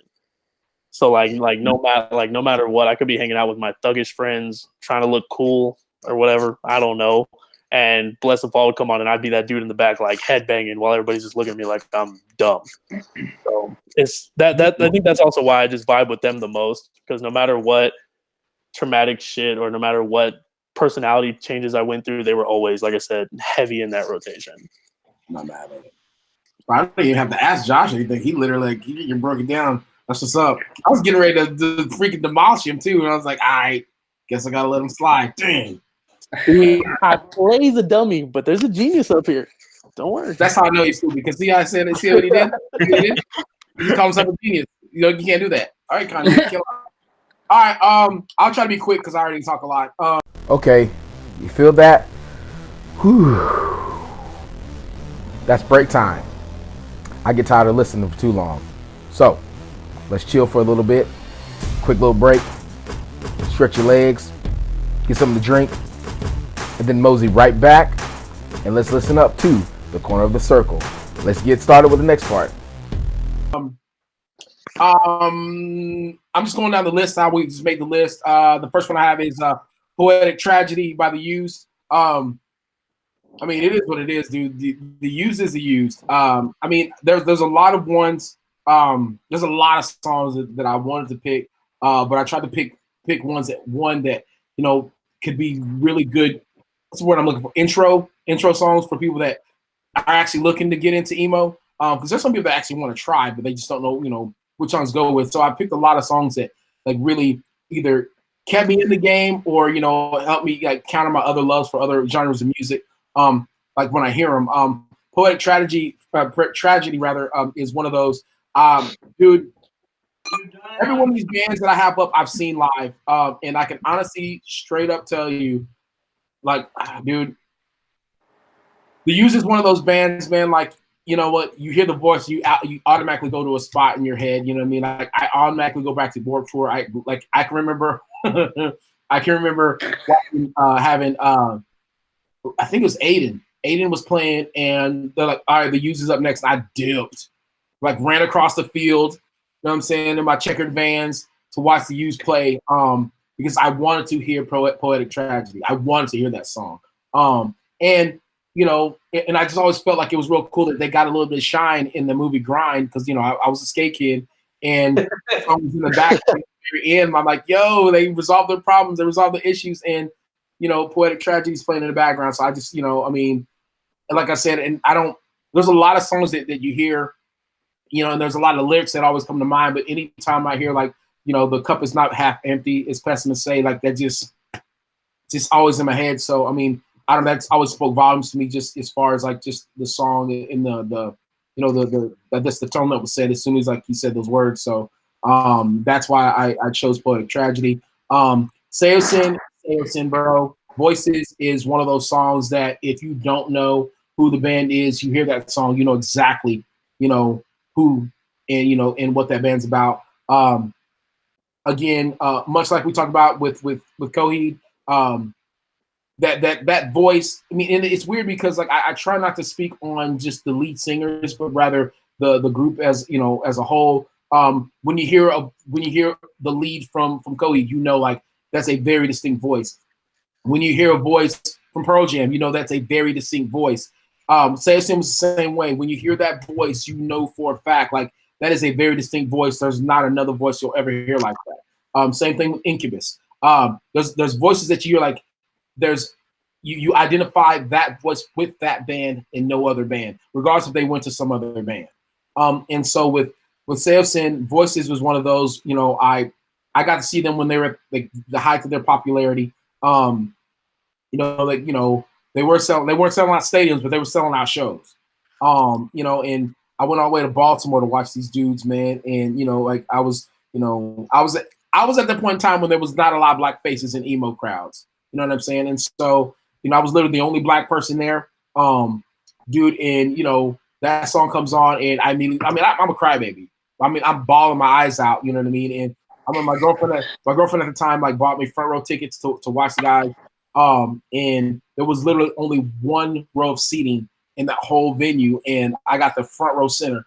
And dude, I literally I can smell the smells. I can I can taste the sonic water. Like I remember exactly where I was at, exactly what I was watching, exactly what I was wearing, and just like the way I felt when I heard that song. When I just heard like the first three notes, I'm like, oh, it's a rap. So Voices is one of those where like you may not know the lyrics to it, but you know the chorus. You know what I mean? And it was one of those like everyone kind of sang in unison, man. It was real dope.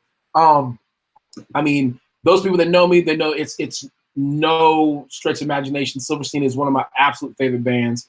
I'll literally fight behind it. Dude, I absolutely love Silverstein, man. And so the first song that I ever heard from Silverstein in my life, because I was really big. I mean, I was big into hip hop. I mean, I always have been. But I heard Smashing the Pieces. That was the first song that I ever heard from Silverstein. And I just was like, you gotta be kidding me. Like, what does this do? You know, that was like that was emo / screamo at its like, I mean, it pretty much encompassed into one song. Like, bro, maybe when you realize I'm dead, you realize what you did to me. Like, what? Did you say what he said? Let me run that back. And I don't know, man. Like, I just, you know, like still to this day, man, it's top set music for me. It's a go-to song for me. It's in almost every playlist that I've ever made, regardless if it's hard music, regardless if it's rap. Like somehow it sneaks into there. I you know, like I said, they're just one of my favorite bands, and you know, the music that they've always made has always kind of spoken to me. I feel like they're one of the few bands that made it out of that emo screamo era, and were able to kind of, you know, evolve their sound. But rather than going pop, they went heavier. And you know what I mean? But they've managed to tie in their old music with their newer music almost seamlessly. And so you don't feel like you've missed a bit, you know. And I know I talk a little shit on Thrice. You know, I feel like they have had the same potential of tying their music in seamlessly from the old to the new. But I felt like there was such a big gap from the old to the new. It kind of hurt my heart, because I really think that Thrice is one of those bands that, you know, while they still make great music to this day, they're going to be remembered for their first 2 or 3 albums. Whereas, you know, Silverstein is one of those, like, dude, they've continued to grow. Again, Smash the Pieces, it's one of those that, like, when you hear it, you know you heard it. Thursday, again, that's my them and Silverstein, they're like this. They're neck and neck for me.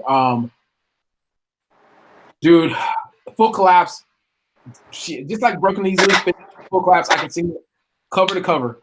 Every single song, every single word. This particular song, Hole in the World, man, that was me, for me. Like, that was like the point in my life where, like, as emo could be in my life, like, that was my point, you know what I mean? Like, I was in a trash relationship, you know what I mean? And still in the point where I was about to try to ask a girl to marry me that I didn't belong being with. She didn't belong being with me. But I mean, we're gonna make it work. And like, why my parents don't want her? Why do her parents not want me? Like, blah blah blah. I was just in a state. And I would literally drive. This is no joke. I would drive 6 hours every other day to go see her.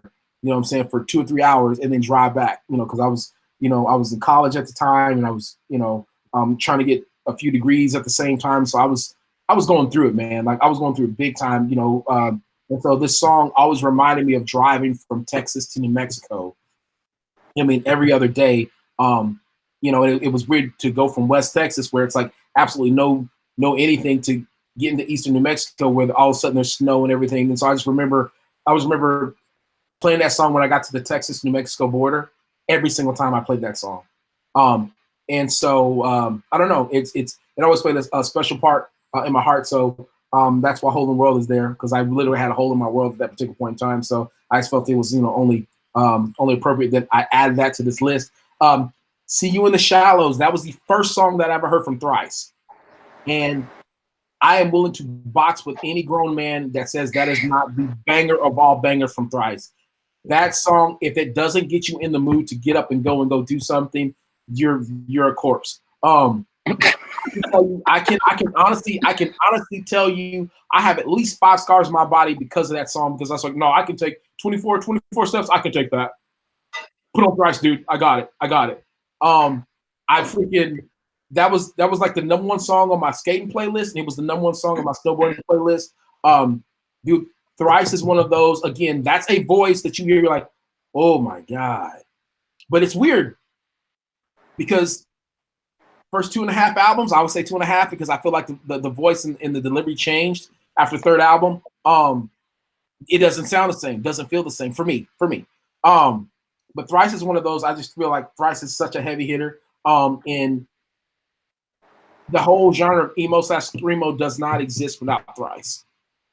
It does not exist without them. And you're a fool to say that it exists without those guys. Like, they are literally they're one of the life rafts that keep people alive as far as the genre goes. So I mean, big ups to anybody that loves Thrice. Damn you all over. Mayday Parade. It is what it is, man. I actually used to loathe Mayday Parade. It wasn't a lot. Obviously, she's actually back into those guys. I just felt like there's not a lot of combinations that you're gonna hear two powerful voices in one band that are willing that can kill it like they did, and they complement each other so well. You know, I mean, I think the first song I ever heard from them was Miserable at Best, and then I heard Jamie all over. I'm like, yo, these dudes are legit. And they're one of the few bands, you know, that they sound better acoustic than they do, you know, with like full set behind them. So, I mean, Mayday Parade, I can't believe I even like these guys right now. Nikki FM, Hawthorne Heights. I mean, let's be real.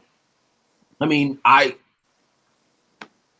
Nikki FM is just Nikki FM, and you know, I mean, while you know they losing the key band member, you know, obviously kind of killed their sound a little bit. Dude, Hawthorne Heights, you know, in that particular song, again, that's a go-to. Like you play that, that's top set music, bro. Like you play that, you're probably gonna add at least 2 or 3 more miles per hour, you know, to the dash. Like when you're driving, you're gonna do something stupid when that song plays. You're gonna try to put an extra couple kilo on that bad boy. When Nikki FM is playing, and you can never go wrong with it. So again, Hawthorne Heights. I just saw them a few months ago. Corona killed a lot of kind of concerts, but I'm glad I at least got to see those guys. And then my final song, which I felt like they don't get a lot of shine because they came in at a dead spot in the whole genre. Bayside, Devotion and Desire. Dude, Bayside that dude's voice is damn ridiculous, dude. Ridiculous.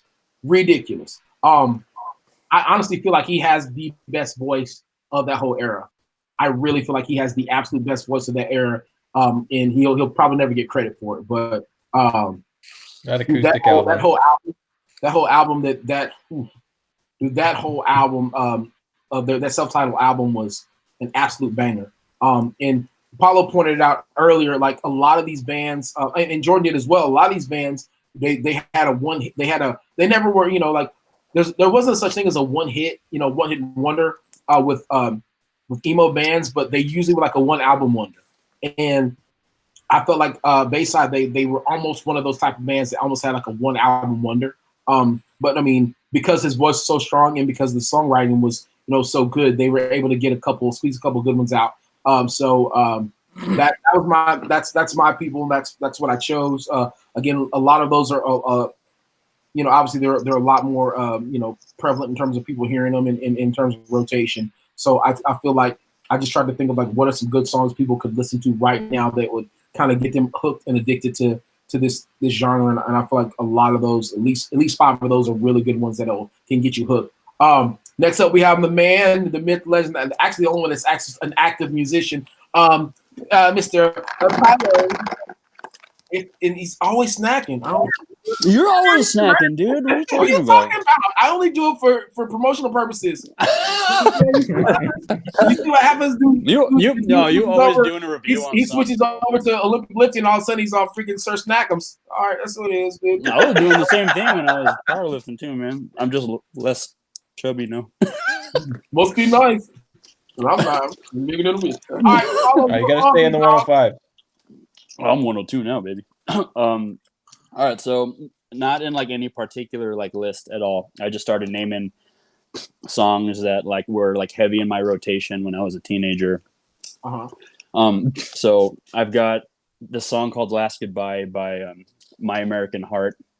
That band, they weren't very big like at all, but the same thing with ULS, like, you know, with like you saw like, you know, dark folk in like, you know, playing in bands and shit like that. Yeah. There's a bunch of brown Asians like doing the same damn thing, man. Yep. They're from San Diego, so you know they're brown Asians. Oh yeah. So I'm over here. I was like, oh man, they're like me, but you know, I'm down here and they're like up there. But honestly, like their songs, when I first got into like the whole like emo scene and emo core scene, I feel like their song was very, very like, you know, like that style, you know what I mean? Like that kind of style of like music or whatever. And it just made it so much cooler that they were like brown Asians, you know what I mean? Like Southeast Asians. So it's cool. You know, the singing too was like something that was like new to me. It was like that super like young teenager, like whiny singing. Yeah. Like that. And I'm over here, I'm just like, yes. I was going for it. But, you know, I mean, that's why that song, like, kind of means a little bit to me because, you know, just my people doing things that I started wanting to, like, gain interest in and wanting to do. Right. Next one is SEOSIN, Bury Your Head. Same album that, dude.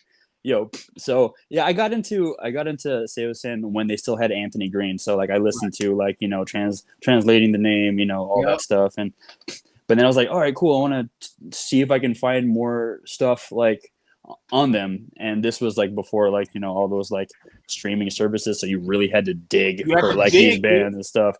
Pure Volume, Pure Volume, MySpace, you know, any homies that were like super deep in like their music and like to know their shit.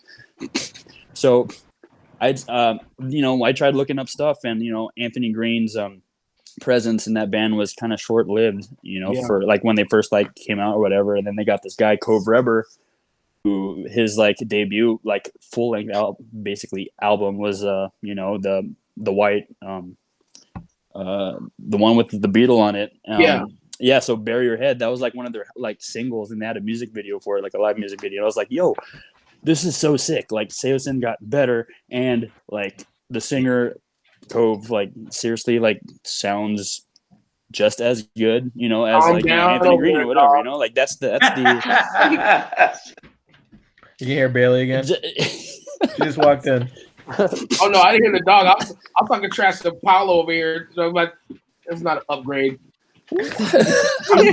No, but he held his own like really well, man. And I loved the shit out of that album, like front to back. That's one of those. It's a great album. Dude. All from Far Better to Learn all the way down, dude. Like you could easily play that and be like, oh man, this is like, it didn't lose like its like momentum like or anything. Right. So and then another number 3, Bloody Romance by Census Fail. like you know Jordan was saying. Census Fail, like that was like one of the like bigger name emo bands that I got into when I was a kid, and you know, all my friends were listening to them. I was like, oh, I want to listen to them too, you know, I want to be cool. And like I was like 16, like 15, whatever. And these guys are from New Jersey, and they had like a heavy sound, and you know, they did it really well with like, you know, the clean stuff and everything, and like Buddy's voice was super identifiable, you know, like their singer's voice. But you know, like that was a little bit short-lived. Like I only got into like their first and their second album, you know. After Let It Unfold You, I was like, I wasn't feeling anything, you know. Like it's a 2-album curse, dude, you know what I mean? Like, it's like the calling on first thing. I'm like, I don't feel it, dude. Yeah, I think they just start eating after that. You know what I'm saying? Like, you know, because like you're starving.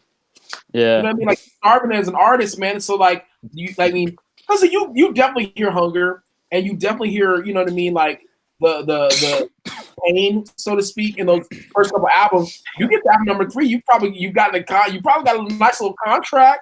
You know what I mean? So you're just trying to like, you're just trying to collect the paycheck or whatever. You're just putting out whatever you can come up with. Right. You know, it is hard for bands to like keep putting out like heat after heat after heat, especially if you've like been active as long as, you know, Census Fail has. They've been active since like 2003, dude, 2002, you know, whatever. And so yeah, there's that band. And then number 4, let's see, this one is Right Side of the Bed by Atreyu. So they were, I feel like they were like, you know, kind of like they were pretty emo, like not only because of like the lyrical content, like, you know, Tina was saying, but you know, you would see like, you know, little gifs or like stuff you could put on your MySpace, whatever. Dude, homeboy Alex had like this red like eyeshadow, everything. He was just like doing the thing, like, you know, like I'm like, oh, they're just like us, you know, like they're not like just like heavy, like, but you know what, Atreyu like was like one of those bands that kind of progressively moved myself into like heavier music because they were definitely heavy, you know. And this isn't emo or anything, but As I Lay Dying, literally my favorite metalcore band of all time. Hours. Yeah, dude, yes. Oh, dude, I had the pleasure of touring with them 2 years ago, so that was sick. I see you, boy. I see you. What right now? So I think emo did that for a lot of people, dude. Though. that band got me like wanting to start playing music, and then I got all into like all these emo core bands and stuff. I was like, oh man, the energy on these like at these shows are like so sick. You know, like I started learning how to play guitar when I was like 13, and at this point, I'm like trying to learn like my favorite riffs about like all these like songs or whatever, and it just kept me like wanting more and more and more. And Atreyu was definitely one of those like heavier bands that kind of moved me to that. But like I said, dude, only the first 2 like albums, and after that, I was like, come on, yeah, man. Death Grip on Yesterday. I was like, okay, I didn't. But Atreyu hit the scene like on straight 1,000, and then like they fizzled out. They fizzled out quicker than they came into the game. I know that sounds bad, me saying it, and that's where I'm not being a hater. You know what I mean? Look, but it's kind of true, man. Because look, I went to South by So What. It was a big festival in like the Dallas Fort Worth area. Yeah, they headlined they headlined I think the 2017 year or whatever. I saw their crowd, dude. It was literally half as like all the other bands that played like before them. Like even during the day, like at like 1 in the afternoon. I'm like, oh man. You know what I mean? I'm over here like jamming like their like old hits, and then like that was it. Like 2 songs off the album. Yeah, dude. Seriously, anything off the Curse, and then like 1 song off of like Suicide Notes, and it's like, all right, cool. I can start driving home now. It takes 5 hours to get home. You guys remember those DVDs that record labels would send out with a bunch of the music videos on them? Dude, Victory did a bunch. Dude, Victory was like the king of putting out like extra promo DVDs. I'm like, and at that time, like none of us even had DVD players, dog. So I was like, I gotta go put in the computer. Yeah, you know what I mean? Like, bro, I was broke. If I don't have a DVD player, you think I have a computer? Yeah, I mean, like, got that. Some of them were so good. Like, remember that band Haste the Day? That they had the video with all the kids walking around in skeleton suits. I always remember that one. And then we were talking about He Is Legend in the chat.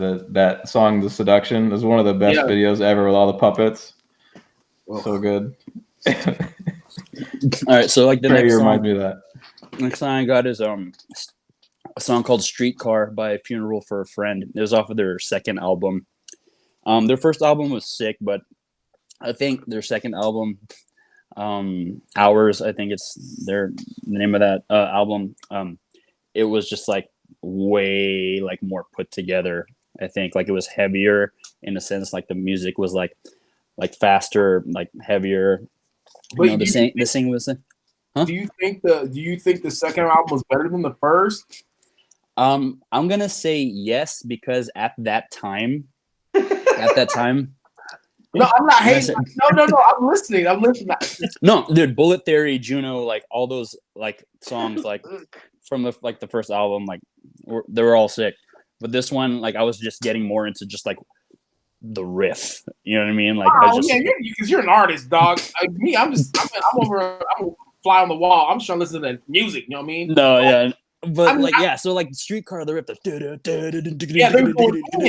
I'm over here. I'm like, yeah, I'm so sick. You know what I mean? So like, that's why I put that song on there. Like, I'm not trying to like, you know, like cohesively like at like the music as it's put together. Like the first and that second album, literally like the only two. Oh no, yeah. The first album was like, you know, you're in the garage playing, and the second album was like, oh, we have an engineer. Oh, okay, cool. We have a budget now. We can spend money on this. So you're saying we don't have to use my mom's Plymouth to get to the studio? All right, that's a bet. No knock. I just like, I mean, I can only really think of like 2 songs from that second album. And I'm like, ooh, yeah. Like that's all. I remember 2. That first album I was like, oh, they went in. But I think a lot of it's just that shock factor and that shock value. I'm like, yo, this band is dope. Because I don't think you ever forget like how you feel when you first hear a band, regardless of whatever that band was. Yeah. So I think a lot of people are always tied to that first time hearing them. Usually, the first time you're going to hear them is going to be the first album. Yeah, please continue. My bad, buddy. No, it's okay. So yeah, that's why I chose Streetcar, because the riff. All right, next is Emarosa, The Past Should Stay Dead. So I chose that because like at the time, I was heavy into like Johnny Craig when he was like in Emarosa, And then after that, he moved over to Dance Gavin Dance. But dude, the way like Johnny Craig, you know, his voice is super undeniable, dude. Like he's got that rasp, he's got that range, and it sucks that he's such a druggy dude. He just ruins every single like thing that he's in, and it sucks, man. It sucks so bad because that's such wasted talent, and I feel so bad. But the energy of that song, "Past Should Stay Dead," it's hype. It's got you have Johnny Craig's like just singing like literally like it starts off at like a 10 and it just like stays all the way through, and I thought that was sick. Next, that one. Next, man, whatever. I'm not. I'm saying you're saying like he's starting at a 10 and he stays at a 10. You know what I mean? Like like all the way through the song. Oh, well, you know what? Yeah, like I'm gonna no, even because I want to say like halfway, it drops off at like a 9.5. Okay, maybe. Yeah, you're right. It's not like. But remember at the end of that hoe though. Yeah. It's like it's just kind of like He's like, nah, I got you. I guess I was just saying in comparison to like some of the other like emo songs that were kind of like. Kind of start off slow or whatever, but I guess you could say it from like a 10 down to like maybe a 7. Yeah, but it picks back up though. I mean, in terms of like the musicality picks back up as you get toward the end of the But song. it's like they don't repeat like a lot of bands like back in the day, they never like repeated like a riff. They would just keep moving to like a different riff. So like there really wasn't any sort of like cohesiveness. No, it's just like a song with a bunch of riffs. There's no bridge or anything. It's like no. So, like, what part is he on? Oh, the 8th part. You know, just didn't you hear the words? Is that the part where I heard? Just go to I heard. Yeah, man. Like, damn, Emerosa. I lied. That's on me, bro. I hated on your list. You know what I'm saying? I guess. You know what I'm saying? I was hating hard on this list. Really. I was like, nah, man. Nah, freaking Alyssa has the dopest list, bro. we all respectively have some like fire, man. Like we were all in this together, you know what I mean? So that's what's dope. All right, next one is definitely not as heavy as any of like the other ones I've done. It's I Want to Hear You Sad by the Early November. That was when like like I was just deep into like my emo-ness. Like I was thinking to myself, I was like, oh, this is the kind of person I am. You know what I mean? Like I was like, you were trying to figure out who you were or whatever. Like, there's no way anything is ever going to change. Yeah, exactly. Like, I'm always going to be a size 14 in girl pants. I'm always going to wear studded belts and then, youth large, like polo shirts. Like, you know what I mean? But. Well, you got to be able to see the belt.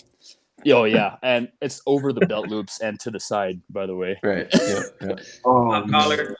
Yeah, you go to Hot Topic and you buy the biggest, like thickest, like studded belt you can find. None of that, like 2-stud thing. It's got to be like 6 studs, bro. It's got to be like if it's not 3 to 6, then like you really like, you got to save all your little allowance money. It's there for absolutely no reason. And if you were like a skater back in the day, you would like take out some of the studs and you would like make words and stuff on the back of your belt and stuff.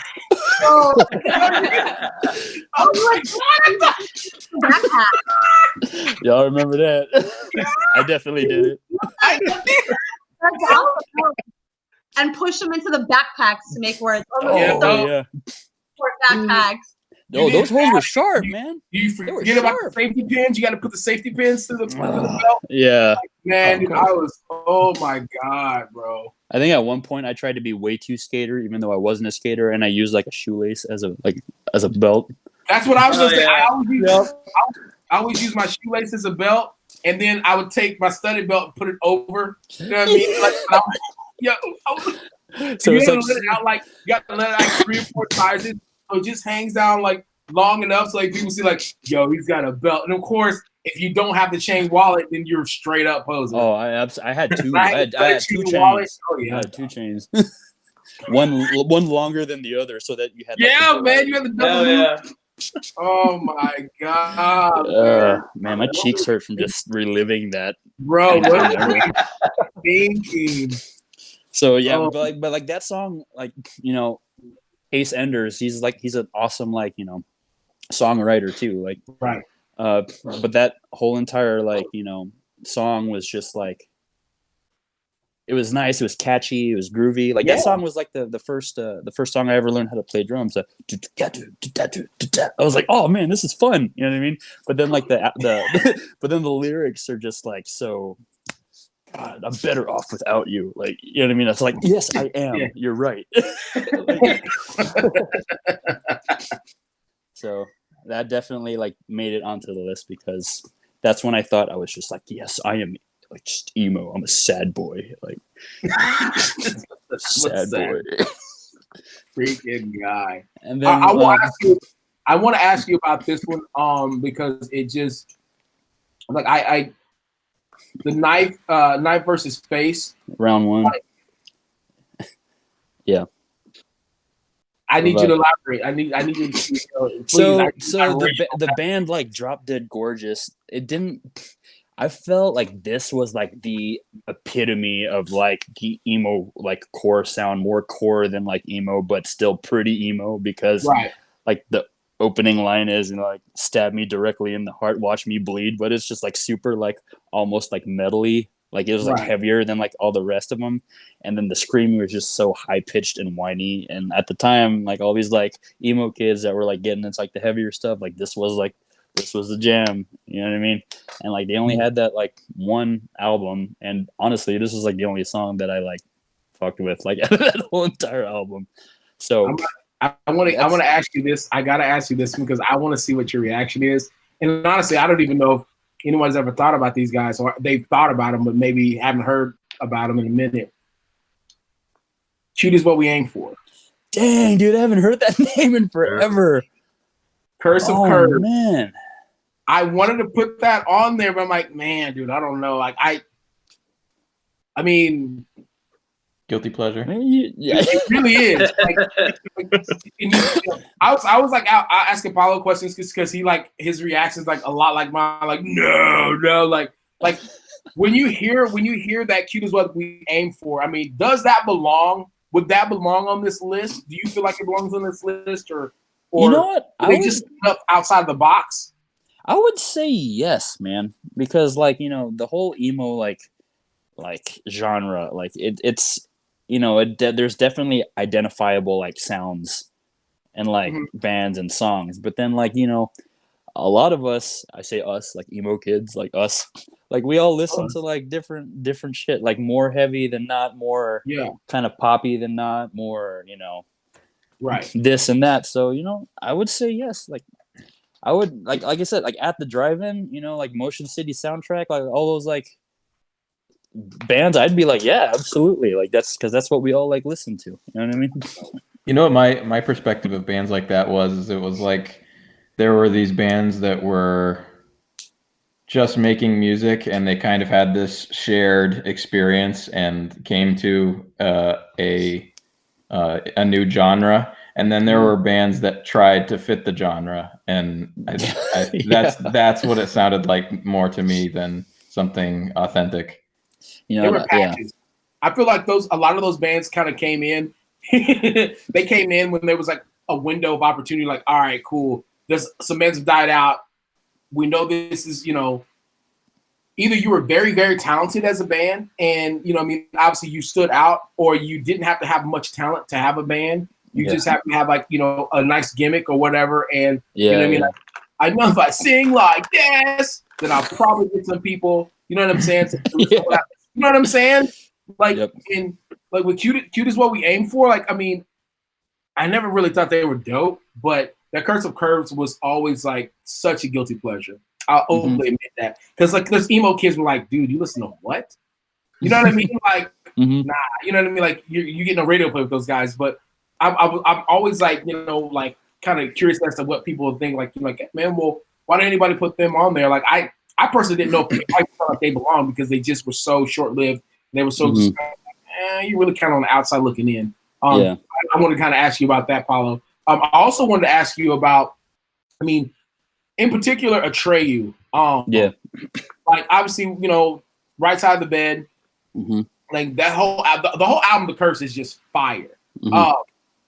you know, and Atreyu, that kind of came and went the way they came and went, and it is what it is. But Atreyu did a lot for kids like us that needed that bridge to go harder.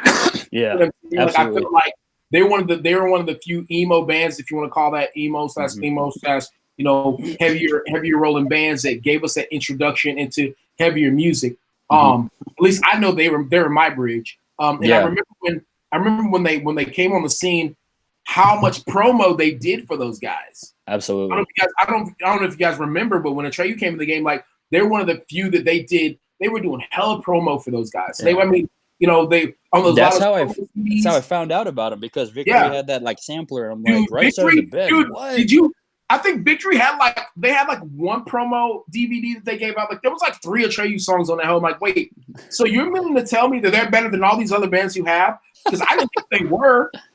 Because because they did this. But remember, they did the same thing with Aiden. Like, when Aiden came up, he was like, "No, dude, Aiden's the lick." And then like as Aiden was kind of like, "Hey, boom!" Like they had a sharp fall. As they were in the middle of their sharp fall, then Atreyu starts coming in the game, and dude, they pushed Atreyu like, dude, they pushed him like a wheelbarrow, bro. Yeah. And so like, you know, I was kind of glad they did, because it was one of my first, you know, introductions into harder music. You know what I mean? Like, you know, and I understood what they were saying, because all I ever knew was like deathcore and horrorcore. You know what I mean? So I didn't know that you could understand what the guys were saying. You know what I mean? Like, so for me, I always loved how it sounded.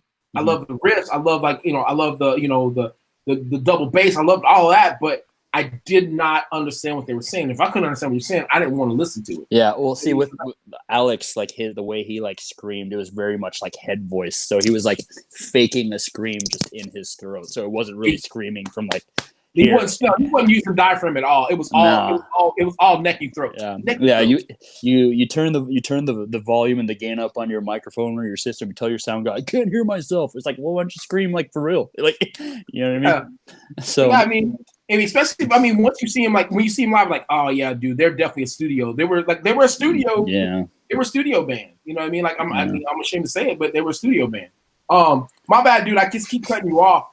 No, I mean that's basically it. Like, you know, those were my 8, so that was a lot of fun. It's a lot of fun explaining. I'll ask you one last one, and then I'll get out of here. Obviously, I want to know: is there anything behind Streetcar? Is there any particular story behind Streetcar, or just not really a story? Like I was already listening to like Funeral for a Friend, and then I found out about that second album, and then this was like at the time when I was like, you know, just super into like, you know, just like learning riffs on like guitar, and Streetcar was just like, and I was like, I'm like, you know, man, like the way he's singing the melodies, he's singing, and like the drive of like the song, and it, like that whole entire song I thought was just like so like pleasing to listen to. You know what I mean? That's really it. That's dope. Like I like we have like almost all bases covered in terms of like, you know, we have musicians, we have young stars, we have everybody in this bad boy. So I mean, kind of seeing like this the impact of the music genre and you know in its, you know, just in its entirety is how it affects me. Now we have Rocky. What's up, y'all?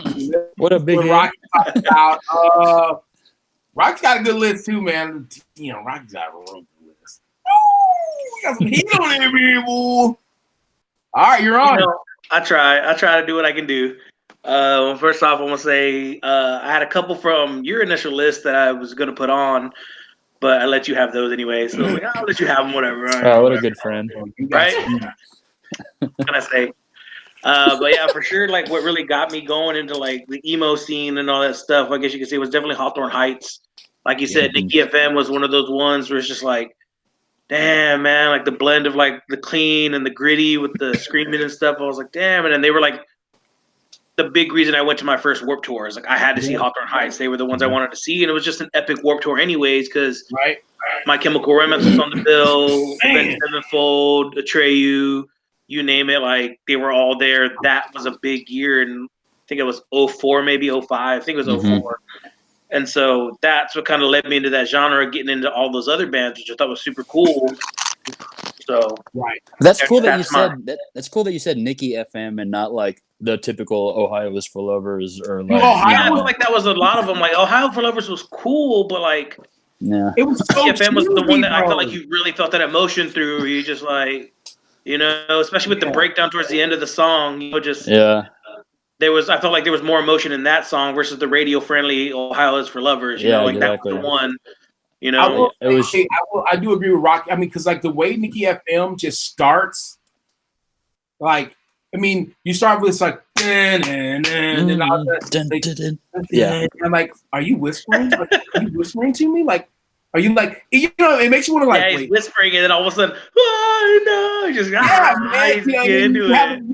the scream in the back, like, oh my god, like that blend, like it's undeniable, man. Like I'm with my bad, Rock. I mean, this is good. We haven't even got one song in yet. I'm just trying to lead into it, but I also had Smash to Pieces. Smash to Pieces was a big deal. I had like you said, those magazines you would get, the mix CDs that they would hand out, the sample CDs, all the DVDs, stuff like that. Smash to Pieces was a big one, so that was on there too. But leading into like the top 8, Alkaline Trio, I'm gonna go with For Time to Waste. Epic Video, Fuse TV, I will feel like played a huge part in a lot of that growth with Emo 2 versus MTV2. Fuse TV was huge. They always covered Warped Tour. They covered a lot of these bands, and so Alkaline Trio is one of those bands where I saw this video and just the intro with that piano with this song, and then leading into it, and the drums on this track was super sick. And I was like, damn, this is the dope song. And then the dude comes in super smooth with his voice, and you listen to the lyrics, and you're like, damn, this dude's spitting right now. Like, this is some crazy lyrical content right now. I was like, this is wild. Like, he's got one of those really unique voices too. Very, for sure. Almost crooning, almost just really smooth, really different. And I was like, I like that. Crooning. I like that word. I'm gonna pull out my dictionary.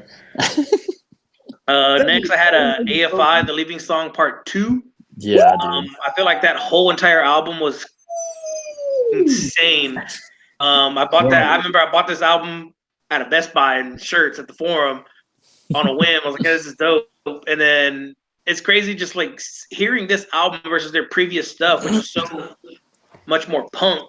Yeah. So much more fast paced, it's just in your face. And they come out with this with such a growth for them, just something different. Of course, everybody knew Girls Gone Grey and stuff like that and Sing the Sorrow. But to me, the song that stood out was this one. It just had such that heavier, darker tone to it. And it's just like, bruh, like, it's just an insane song to me. It's like the way that like, your guitar fades in. Yeah. It fades in with an echo. You know what I mean? Like, oh my God. And that voice, dog. You know what I mean? For sure. That's one of those, like, and we played a lot, you know what I'm saying? We played a lot in the gym and stuff like that when we get a chance to. That's top set music. Like, I mean, I'm pretty sure it was, I forget what video game it was on, but it was on, like, I think it was on Madden or something. Like, I think so. In the background when you create a player. Yeah. That is one of the songs, like, where they just, I got into those guys late. I should say later, you know what I'm saying? So it's just cool that you listen. When I as soon as I saw that when you put your pre-list up, I was like, how did I forget AFI, dog? I was kind of surprised too. Such a heavy hitter. But please continue. I'm sorry, sir. And then next I had Rise Against, Give It All.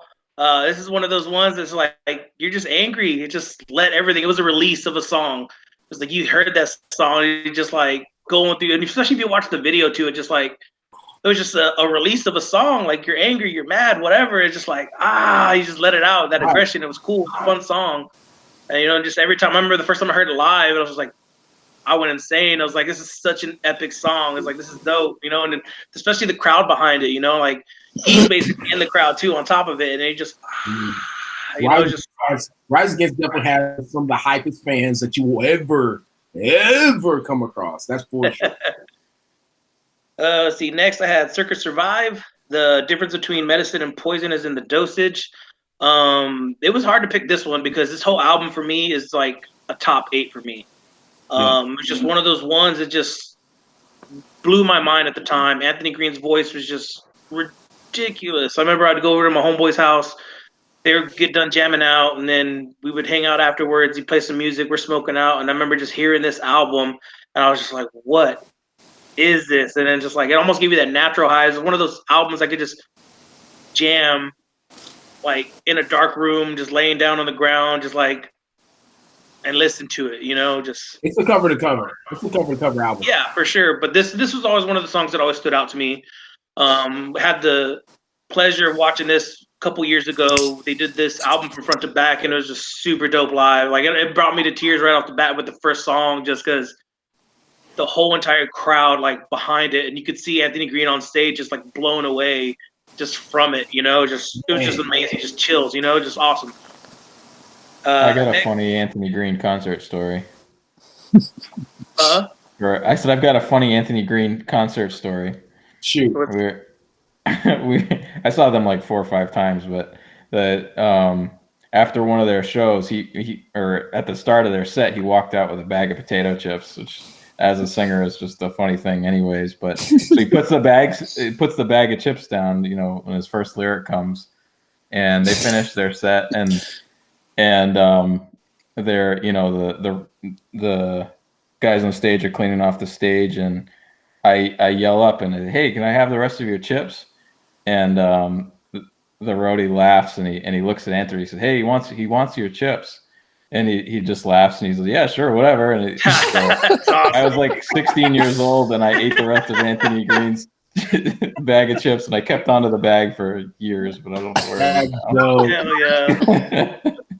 It was cool because we actually had the chance to meet him a few years ago too, and we're walking up like at a meet and greet and stuff, and he just looks right at me. He's like, "You're a powerlifter, aren't you?" I was just like, "Yeah, I am." And he's like, "I do a little CrossFit myself, just like it's just super random. It was super cool." He's a cool guy. He's just one of the nicest dudes you'll meet. He's just so tiny though, but he's cool. That's dope, dude. Moving on here, I got at 4 at the drive-in, One Arm Scissor. Just an epic song. To me, is one of those songs, especially with how early it was. I mean, it was what, 2000, 2001, maybe. That was before its time song, dog. Mm-hmm. I feel like definitely At the Drive-In was ahead of the curve for what they were doing and putting out. Just insane. Like you said, Texas Boys. Who are these dudes? The way he's singing, that voice was just insane. Just to me, just ahead of the curve for what they were doing. Just insane. Next, another one, Atreyu, The Crimson was mine. Yes. Let's go. I got into them because, like I said, first Warped Tour, I think I had just got done watching Hawthorne. And then right after that, Atreyu was on the same stage after them. And these dudes just came out guns blazing, just riffage, breakdown, circle pit, slam dance, you name it. I remember it's cool because that year they covered Shot Through the Heart from Bon Jovi, and they played it, and I was like, what is this? Like, this is like 04? It's like 04, right? Yeah. And they just had a sick breakdown, and just like, man, like these dudes are crazy. And I remember the guitarist, he's like playing the machine gun, the machine gun riffs. Their short little guitarist Dan Jacobs, he's like a huge like hair metal like fan. So that's why that's why he does like everything he does and writes everything he writes. I mean, didn't he copy the whole 5150 guitar from Van Halen too? Yeah, dude. Yeah, he had the same like style signature and stuff. But the thing that really drew me in with Atreyu was the fact that, like you said, that blend of the scream and the cleans, but seeing the drummer do the cleans and singing the way he did, I was like, yo, this dude's playing the drums and he's singing. Yeah. I was like, no way. It just blew my mind that he could do both. And I was like, and just without effort, just like seeing him do it, it made me want to be a drummer, and that's made me pick up some sticks, back in the day, jamming out with friends and stuff. I was like, I want to be this dude, but I can't do nothing like it, Like I heard them after like Under Oath. I was like, oh dude, so that's sick that he's singing and like playing the drums at the same time. And then Atreyu comes out. I was like, oh, there's another guy that's doing the same thing. Like, it just blew my mind that somebody could do that. What was that pop band that the singer, the drummer from Under Oath, they almost made? Almost. Aaron Gillespie. Yeah. Okay. Yeah, it was the Almost. Well, I'm just gonna say I haven't thought about them in forever. Phil Collins, so I said what I said. I said what I said. Or Uncle Jesse from Full House. Thank you. Ooh, you talking about? Oh yeah, John Stamos, but he didn't do it at the same time though. Hey, he was front and center in a couple episodes. Like the drums were up front instead of the back. All I know is Phil Collins. Phil Collins is the GOAT singing drummer. Yeah. I mean, I guess you could say Dave Grohl, but I don't ever really remember Dave Grohl actually singing and playing drums. That dude's a musician. But please continue, Rock. My bad, bro. All right, here we go. We got number 2, Chiodos.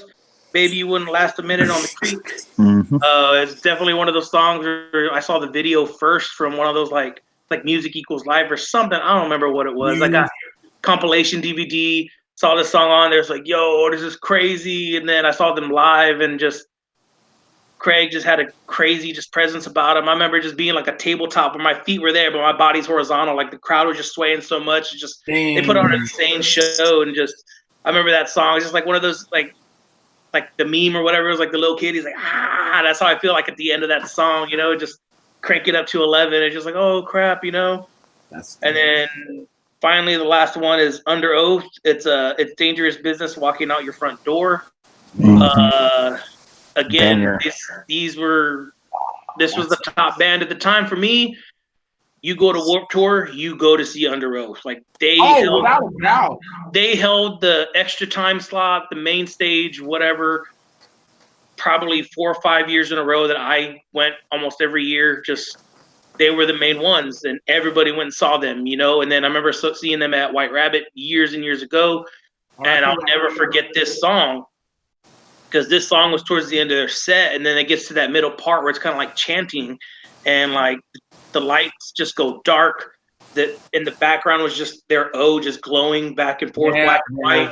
It was super dope, and then just hearing it, but it wasn't a backtrack. It was the crowd chanting it, the words, and it just gave me super chills. I couldn't believe it, and then it just hits into that breakdown. You're just like, you just lose your mind. It was just insane. Like even today when I hear it, that song, it just still gives me chills. I'm like, it was such an insane show, especially to be there and just get that same feeling every time I hear it.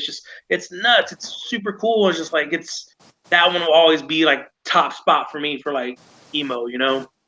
Dang, dude. You got a chance to see a lot of these guys, man. I mean, for sure, and that's definitely thanks to Warped Tour. Honestly, like if it wasn't for that, I wouldn't have had the exposure that I've had to more than half of these bands. Honestly, I mean, honestly, was over. Yeah, it's. But again, the Warped Tour was specifically for the emo kid, for the emo / screamo. Well, it started off as a punk summer camp, like back in 96, 97. It was a punk, legit punk summer camp. And now it's I mean, it's but like I said, like we're the few that can say, hey, we literally saw the beginning, middle, rise and fall, and end of a full genre of music. You know what I mean? For sure, including the festivals that came along with it. It's sad, you know what I mean? But I mean, it's something like 5, 10, 15, 20 years from now, man. Like when you talk to your kids about stuff like this, like bro, like. Dude, if you ever heard of Trey, you wouldn't know what to do with yourself. Like, what's a Trey? You know what I mean? Yeah. Like, the only Trey I knew at the time was from Never Ending Story, my guy. Story for real. So, like, where's Falcor? That's as far as it's just crazy, to look. I mean, in this, I'm just looking at your list right now, Rocky. Like, dude, like, just Atreyu, they put on a show of all shows. You know what I mean? Like. The way I look at it like this, it's like I'm looking at Chiodos put on a dope show, you know what I mean? But then Rise Against, it's a different energy, but they put on a show of all shows, you know what I mean? And then if you go and watch Atreyu could follow up a Rise Against and raise the level, you know, and then you can follow them up with Under Oath and they can literally shut it down. Like, so there's not one of these bands, if you were lucky, if you're one of the lucky few that actually got to see at the drive-in, you know what I mean? Like, because it took some work, dude. Like, for sure, it took work to see at the drive-in, man. I saw him twice in my lifetime. You know what I mean? And I had to go to El Paso both times. You know how hard it is to get on El Paso? Hell yeah. Where you live at? You know what I mean? Like, that's a drive. There's no flying. You know what I mean? Like, to be able to see those guys at all, you know what I mean? Like, that's a show that a lot of people will never have an opportunity to see. You know what I mean? And I'm not saying it just to say it, but like I put I put an At the Drive-In show up there with any major band that you'll ever see. You know what I mean? Like, you got a better chance of seeing the Rolling Stones perform than you do seeing At the Drive-In. And sure. I'm not being funny right now. I'm being completely serious about it. So, like, I mean, and a lot of us wouldn't, you know, we wouldn't have had, like you said, we wouldn't have had the opportunity to see it had it not been for a Warped Tour. You know what I mean? You know, I mean, a lot of us said, shit, the only reason I ever bought Vans was because of the Warped Tour, dog. Like, to be honest, that was the signature logo, like on all their T-shirts. It was the freaking Vans. Yeah, man. So like, it's crazy. Like, I will ask you this though, Rock. Do you rather hear Anthony singing? I guess for Chiodos or for Seosin? You mean Circa? Circa, my bad, Circa. Circa for sure. What? Fight me.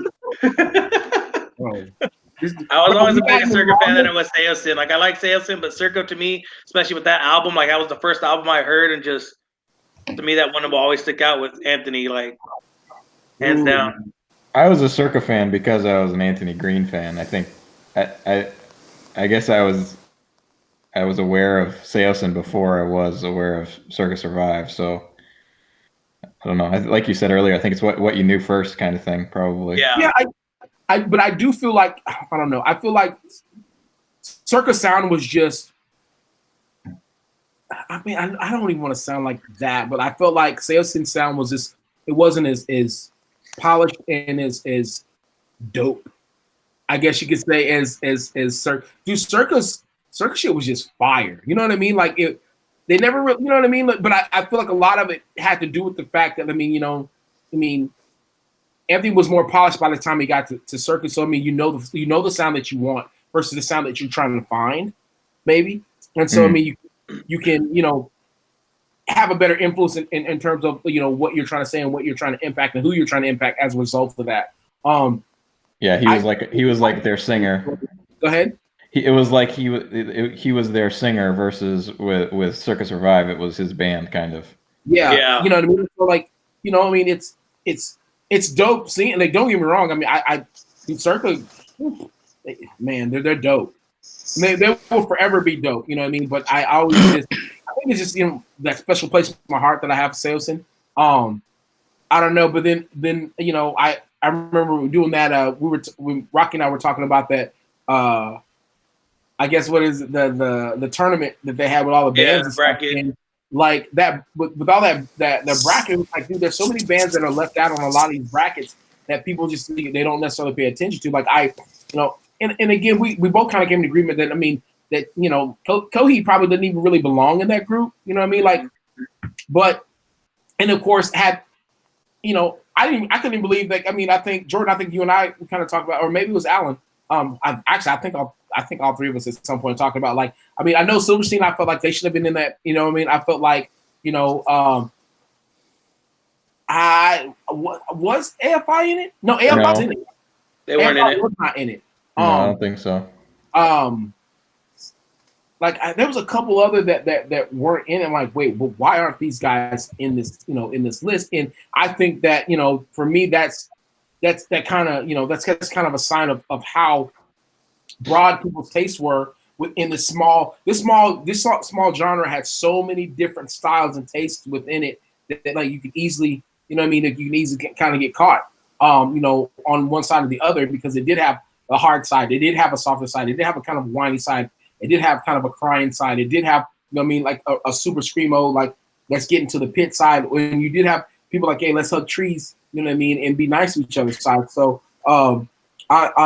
it's just weird to you know, to hear other people's opinions about it all. I'll ask you one more question, Rob, before we get to Tina. I'm going to ask you about the Alkaline Trio.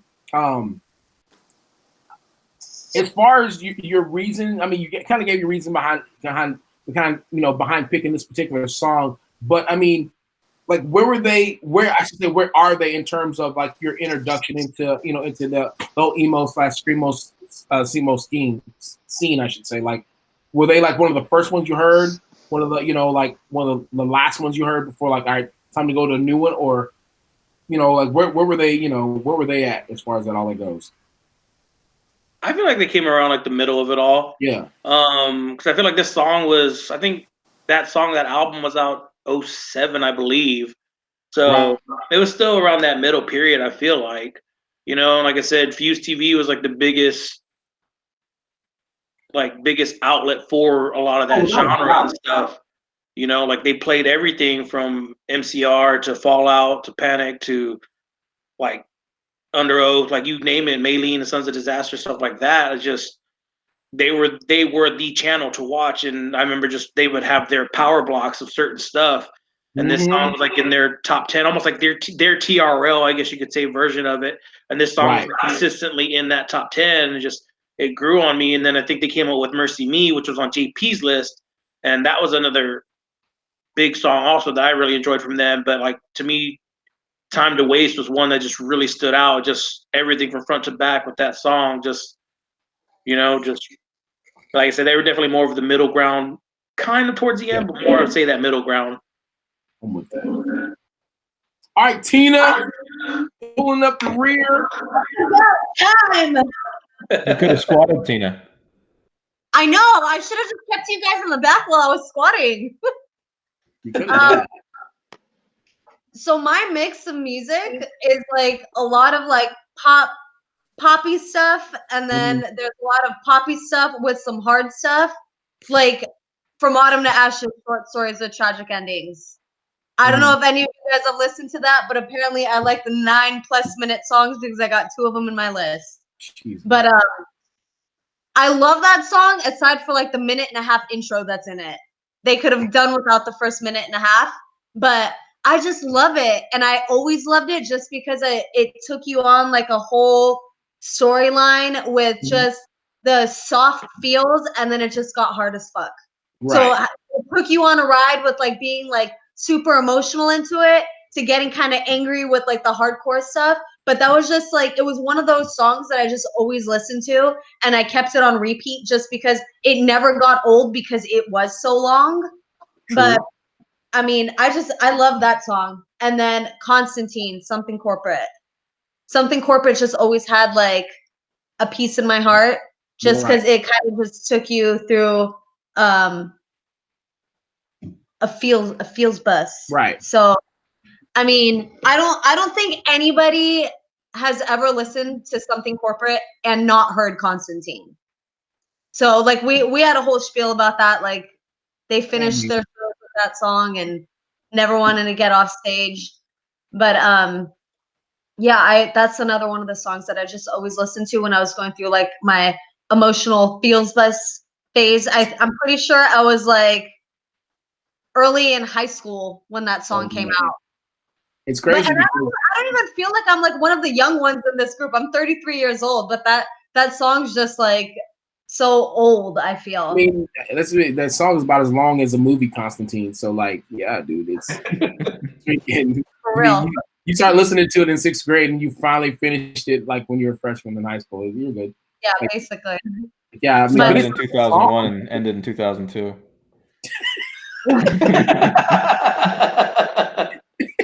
Basically. But another one of the songs that I really freaking listened to that I always kept on repeat, and I'll never forget going to the Poison the Well show and how hyped the crowd would get anytime they'd play Nerdy. Oh. So it was just one of those headbanger songs that everybody could freaking sing along to. And I mean, I don't think Poison the Well ever did a show without playing that song, and it was always like one of the last songs. Like they would finish out with one of those songs. Oh yeah, or with that song. So yeah, that one just always took me back because whenever I would go to like the hard shows, Poison the Well, like they were always at all the festivals too. It's just I always just remember the crowd going freaking nuts for that song.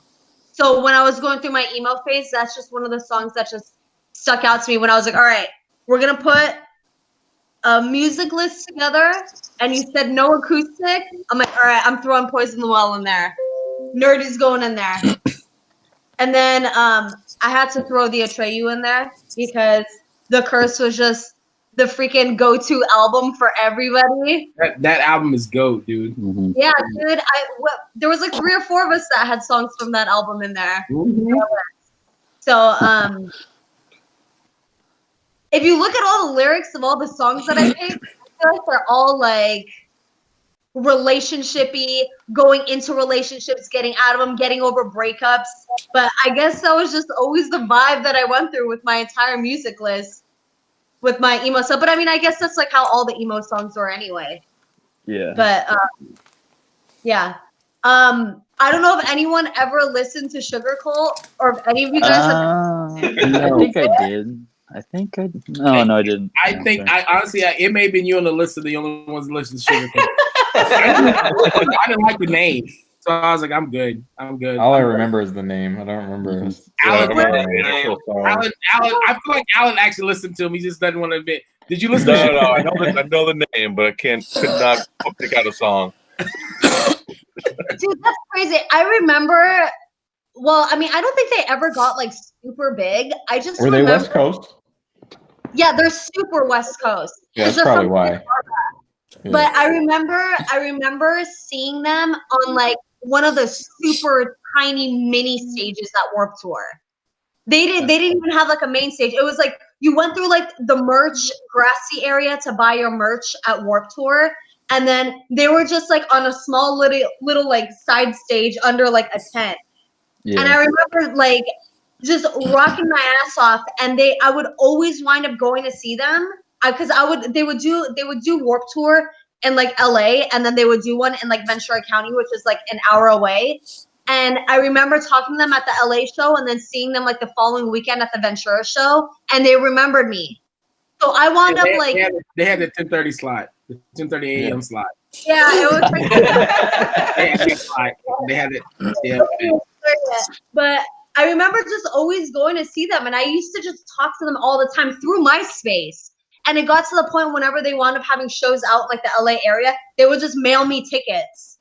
So I mean, I don't know, maybe that's why I have like a strong connection to their music, just because I didn't know them on like a personal level, but it was just kind of cool being involved with like, I knew this like Warped Tour band, and they used to send me tickets, and I'd go hang out with them, and I felt like one of the cool kids when I would go there, and they knew what my name was. So you're being groomed. It sounds like that's what I was thinking too. Another crowd, so they just sent me tickets, so they weren't playing in front of an empty stage. Hey, little middle school, high school girl, you want to come to our show? We're grown men. Here's some tickets. Dude, playing on those small stages were rough, man. So my old band played the Dallas Fort Worth date Warped Tour 2009, and it was like it was a small stage, and everyone Ernie Ball stage. Yeah. The small, yeah.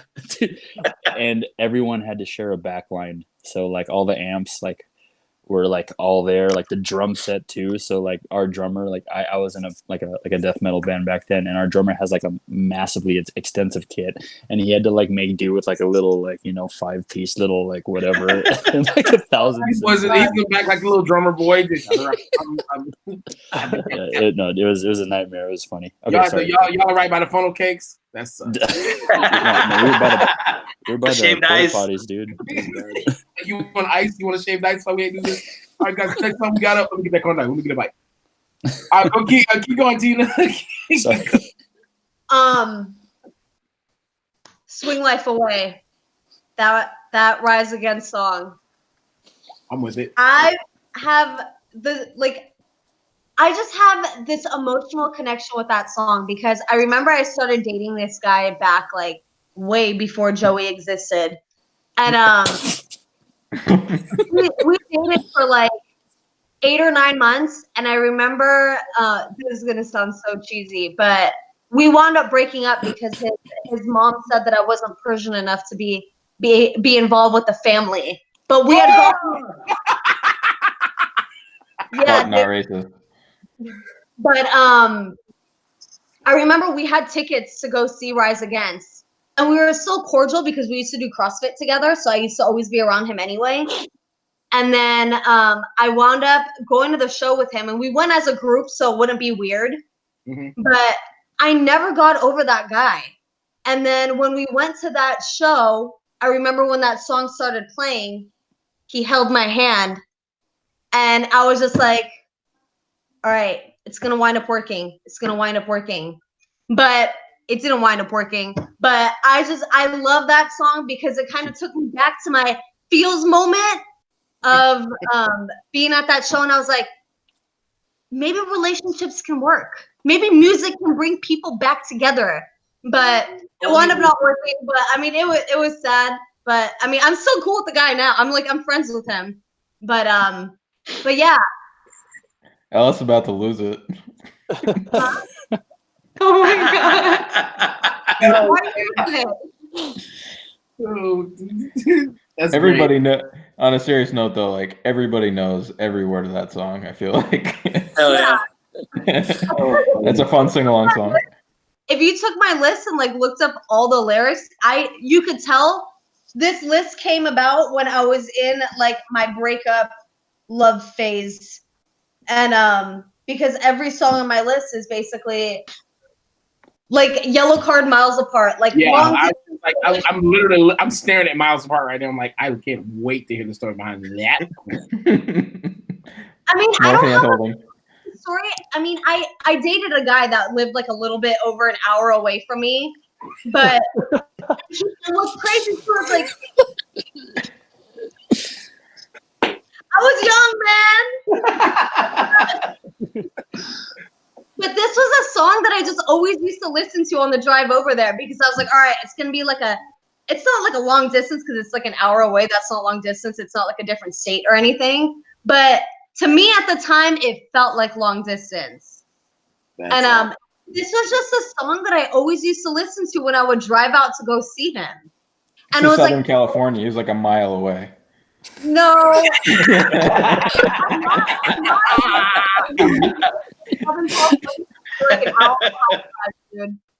what I'm saying. Yeah.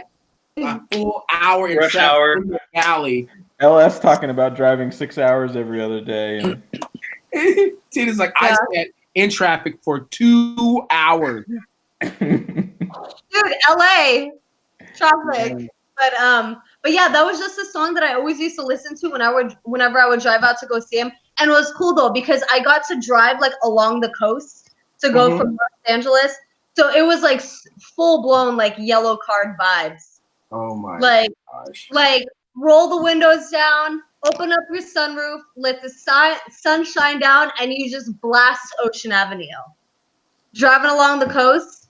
But yeah, Yellow Card was just like another one of those like boppy, like fun, poppy, relationship vibey type of band. But I would play you so hard if I pulled next to you at the stoplight. Like, what are you doing?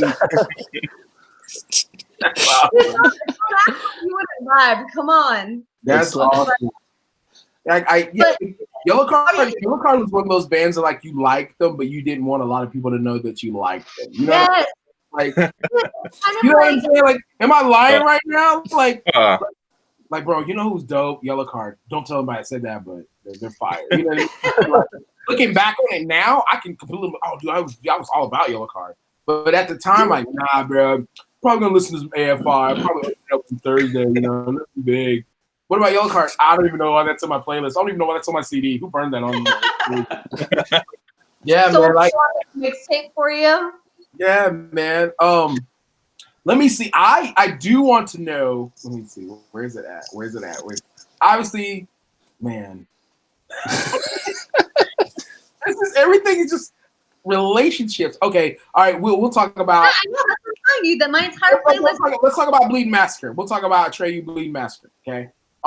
Mascara. Oh, yeah. I'm trying to make it. I guess I'm trying to make it something better than what it was. It is Bleeding Mascara. So let's. Oh God, that's even worse. So the first time you heard this particular song, what was your frame of mind? I need to know this. I mean, clearly it had to do with some boy, but was it at every song did? I don't know. I feel like when I was a freaking like teenager or in my early 20s, I was freaking in and out of relationships so frequently. I was like the loser kid and just always wanted to be in some sort of relationship, but the lyrics to that song are just like what the fuck do you think love means is like one of the lyrics on the song. And it's just like I can't explain it. It's just vibes of going in and out of relationships. Mm-hmm. But I mean, it's also I feel heavy, like, so. Huh? It's also heavy, so that's Yeah. sick too. Hell yeah, that intro riff, that just banger.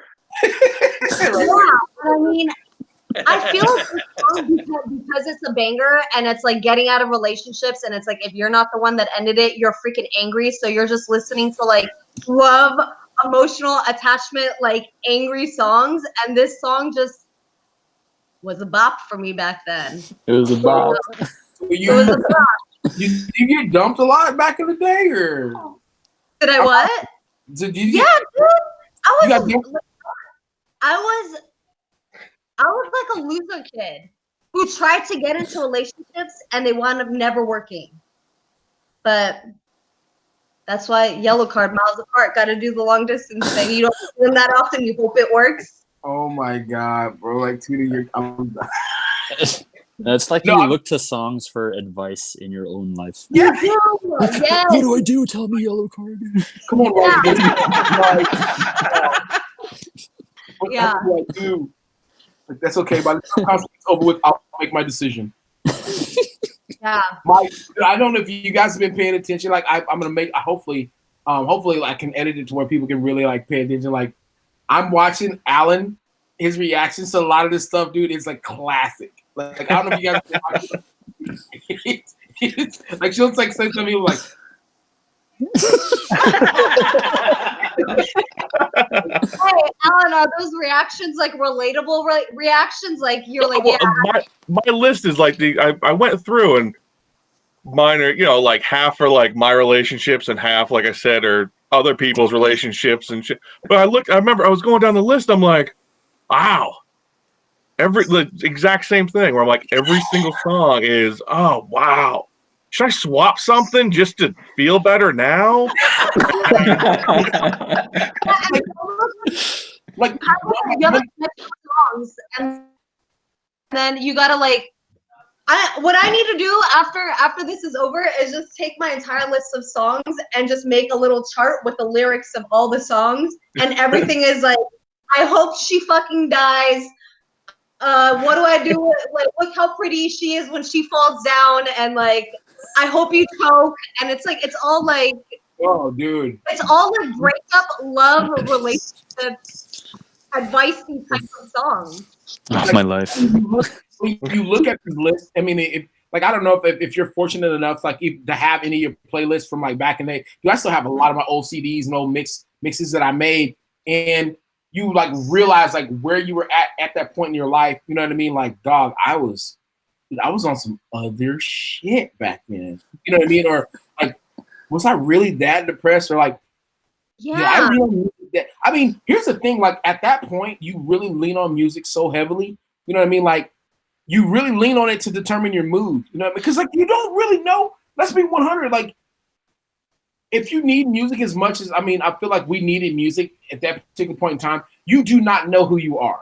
You're still trying to figure out who you are. And so a lot of those answers you feel like you're going to find from some person that in your head you perceive as, yo, they are all seeing, all knowing, not having a damn clue that this fool may be a few years younger than me or a few years older than me. You know what I mean? Like this dude is trying to figure out himself, you know what I mean? Like what he's singing about. I've kind of noticed like it's not necessarily an overwhelming theme, but like a thing with a lot of our playlists are just, we were all at some point in our lives going through something. And it doesn't necessarily mean that we were going through something bad, but we were looking for something. Like you can I feel like that's exactly what the vibe of Swing Life Away is. Because if you sit there and like read the lyrics of Swing Life Away, like there's a piece in that song where you could relate it to like any sort of life lesson. Yeah. So like That's exactly how Swing Life Away is. I feel like it's just a relatable song to whatever you're emotionally feeling in that moment.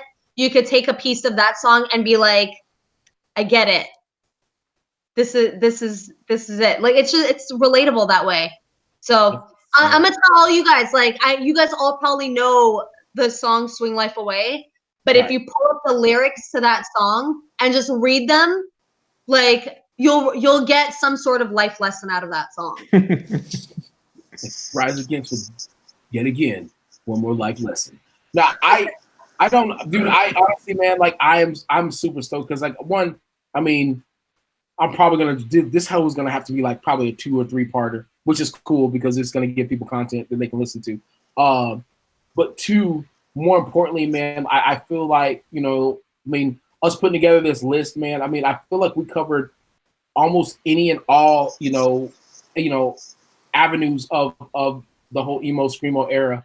And it's weird because like when you talk about it, it's like it's weird saying it like out loud, but like as we're talking about, everything is in past tense. You know what I mean? So like I was like low key kind of getting sad, like that's like kind of like like Rocky talking about the shows that he went to, like Paulo talking about like like a lot of this like gave me influence for me to get started, which is it's cool because I mean obviously he's still going. I mean, and he as a musician has evolved and he's obviously doing like bigger and better things. You know what I mean? And Josh, as he actually caught the tail end of emo, I'm like, that's dope that you even had a chance to catch the very end of an era. I mean, and Tina, like all the shit that you went through with the relationships and all that stuff, like all this stuff we're talking about. I mean, even like dude, Jordan had one of the dopest lists. You know what I mean? And it's like I'm going back and I'm looking through all this, like dude, like yeah, like like this is something he identified with. This is something that, he didn't. But everything we're talking about at this point is literally been, it's past tense. I like, and Alan pointed out something like, real cool in terms of like, stuff that he was dealing with and his buddies were dealing with. You know what I mean? And like everything that we're talking about is past tense. I mean, Alyssa talking about, like how she was, I guess on one side of the tracks, but in order to get to the other side of the tracks, like the only way you're gonna get to the other side of the tracks with new friends and not know who you are and trying to figure out who you are is through music. Everything we're talking about is just super past tense. And like the era and the genre came, it did its thing and it died. I mean, and I think that's why a lot of us like keep holding on to it. You get, if you're lucky enough to go to a concert where house music ends up being one of these emo songs. You know what I mean? Like you'll notice if you haven't by now, like if you go to any modern show now, they'll play. I'm trying to think of what's the name they play every time. They'll play like I don't know, Make for Damn Sure, or Make Damn Sure. They'll play that. I mean, and everyone sings to the top of their lungs when they hear it. They play a lot of these. I think I've heard Yellow Card played a couple times. But a lot of times, that's kind of how kind of keying back in. Like emo was our introduction to the new music, like the harder music, the harder riffs, like the heavier sound. Because now obviously we're gonna probably end up making a list of the heavy shit. A lot of those same lyrics, a lot of that same angst, a lot of that same anger, you know what I'm saying, is manifests itself into some of the heaviest, most dark, dankest music that that you can find nowadays. And I feel like a lot of it's just a lot of those emo kids either grew up or they impacted the people that are making the music nowadays. And I mean, so while the art form is, it's kind of dead, it kind of lives on through a lot of these other bands that have, that have managed to, make newer music and I don't know, it's just weird, like like I said, we've all told our stories and why we pick the songs we pick, but everything's always been, it's always past tense, man. So I don't know, man. Like I said, I mean, I thank you guys more than you'll ever know. Like I really appreciate everyone kind of sharing why they chose what they chose. I'm definitely gonna make sure I get this out to people because I mean, if nothing else, they'll be able to listen to it and really just kind of hear like there's a lot of passion, obviously, and there's a lot of history in everyone's reasonings behind putting the songs up. I got one last question for everybody. I mean, you go whatever. I'll just go down the line. I'll start with Alan. The question is, it's the final question. What does present day Alan say to emo Alan? Oh wow.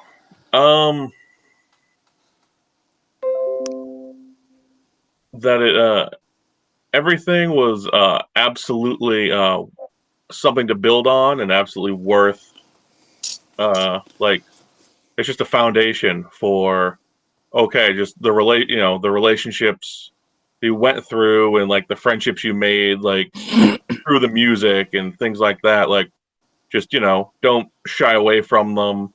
Keep like staying in contact with people and just it's always going to be something that you can look back on as a positive, just kind of as you get that life experience where you're always going to be able to go, all right, no, like at the time it's all right, wow, this is shit. But then yeah, you move on, you're like, oh, well, some days are worse than those days and some days are better than those days. And it kind of just helps you kind of ride that out. It just kind of almost helps you reach like an equilibrium, kind of your emotions in life. With that, that's dope. That's dope.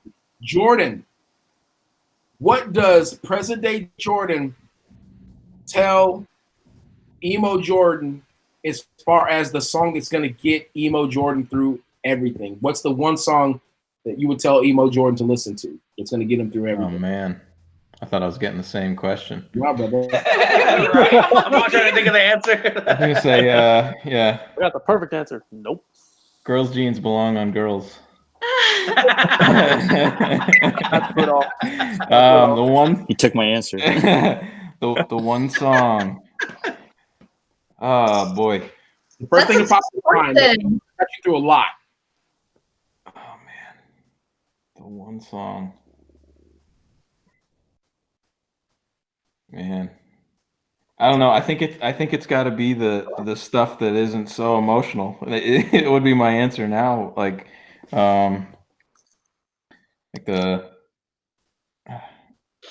those that second Thrice album. I think anything on that is timeless for me. I think that's what I'm going with. See you in the shallows. Woo! Listen, I'm diving, bro. I'm diving, man. Anything that gives you some respite from those feelings. I feel you. I feel you on that one. All right, how about this? Ooh, this is gonna be a good one. What would emo Rocky say to Alyssa back in the day? Boom. That's my question. What would emo Rocky say to emo Alyssa back in the day? I don't even know. Damn. Chill on the eyeliner.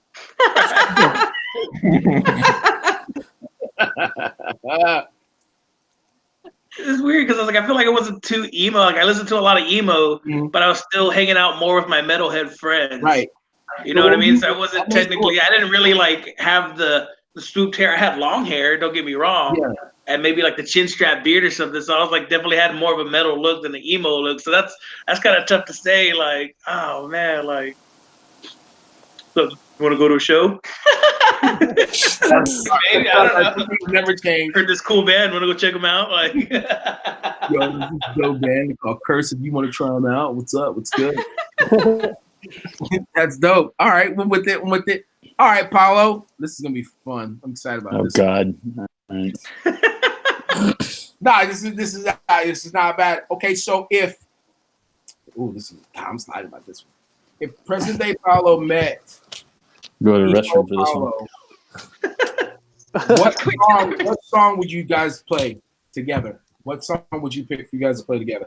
Oh shit, that would have to be it would have to be 94 Hours by As I Die. Yes. That's for sure. Yeah. Because they're still a band that I look up to now, and I actually got the pleasure of like touring with them and making like friends with them. Like I can text any one of them now, and it's insane to me because if you told that to like 15-year-old Paulo, they'd be like, no fucking way, dude. Like a band that I would like, revere in such like a great like spot. Like you would say that I get to play with them for like 3 weeks, like no way. And then make friends with them. That's insane. So definitely 94 Hours by As I Die. Enjoy LaCroix with them. Oh, dude, pinkies up, bro. All day. So dope. All right, guys, I'm literally just spitting these things off the dome. If it's so weird because like it's not like you're not so far removed from being emo Josh as present-day Josh. That's just, I mean it's I'm not being funny. 2 years ago, Josh, tell. What would Josh yesterday say to Josh today? No, no. You shouldn't have ate that bird burrito. Nope. All right, my question to you, Josh, is this, dude. If you could go back, this is me honest. If you could go back, like let's say we went right back to being emo Josh, right? You're emo Josh right now, and you're having to deal with your parents. You know what I'm saying? Deciding whether or not, like, do I want to go to church? Do I not want to go to church? Do you think emo Josh could have coexisted with going to church Josh, or do you think they always had to be separate? I feel like they definitely could have coexisted. I just feel like when that emo Josh dove into that, he wanted to dive in like, this is all I'm gonna do. This is all I'm gonna be. There's 0 no to 100. Yeah, there's no ifs, ands, or buts about it. If I'm gonna do it, I'm gonna do it full go. But looking back on it now, I definitely think they could have coexisted. Like I could have been like, okay, I could have been emo Josh Monday through Saturday, and then Sunday I could have been the Josh my parents wanted, I guess. But I mean, yeah. I mean, I guess I could just chalk that up to being young and just wanting to show everybody that I was with that lifestyle and not, okay, you see me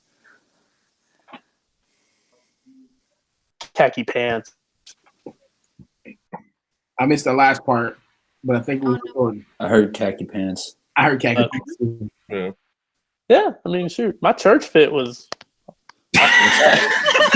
With the Air Force Ones. Tried to go to church dressed up as emo. He emoed out with church slacks on. He's like, Air Force Ones. He got a 3-piece on with some Air Force Ones. I'm like, okay, cool. Okay, Tina. Hit me. Dude, okay, Tina.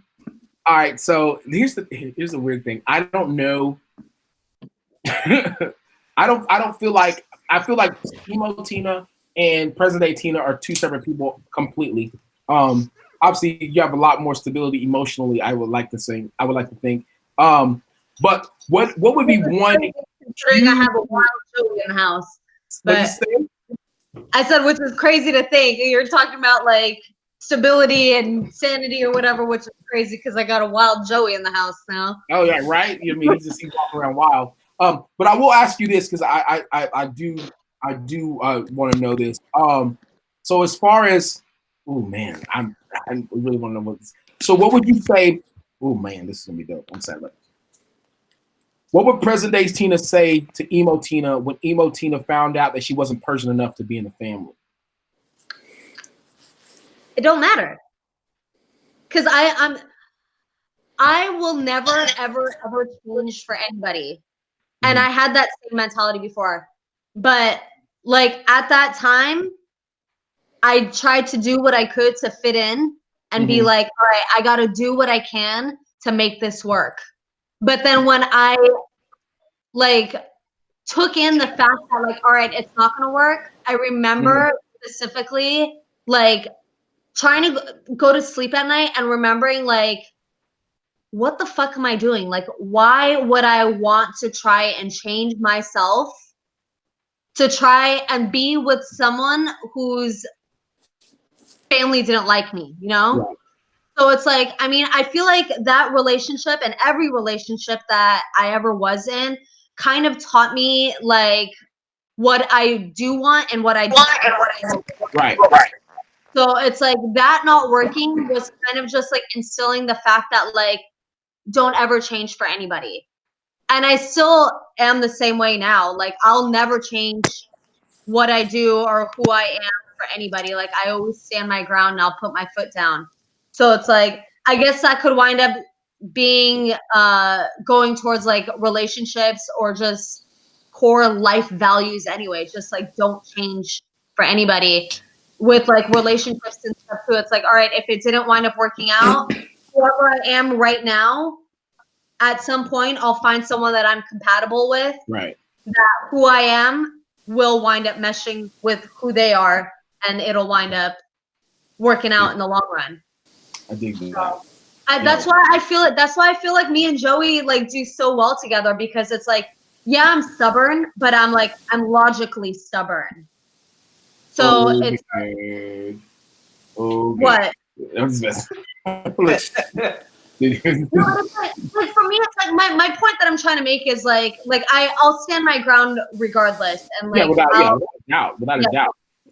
Yeah, so it's like, I mean, the ending of that relationship, which was the swing life away thing, and that relationship kind of ending because he was very close with his family and they were very traditional Persians, and I'm not a very traditional Persian by any means, considering I freaking lift weights and like I coach people or whatever. I should be a doctor or a lawyer or something. I was gonna say, yeah.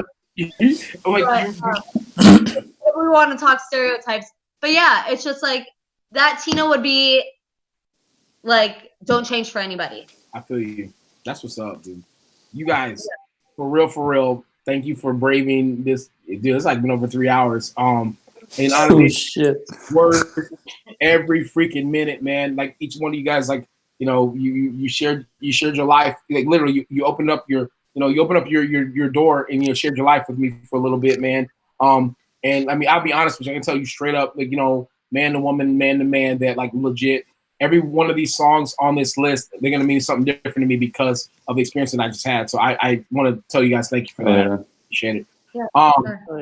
Dude, I honestly, this is it ends up being dope content. I mean, I think we were going to have this conversation with or without like recording this stuff, man, but I'm glad that we had an opportunity to do so, so people understand why these songs were picked. You know what I'm saying? Like I said, for you guys that are trying to get on it, next Tuesday, you know what I mean, we're going to be doing the hardcore list.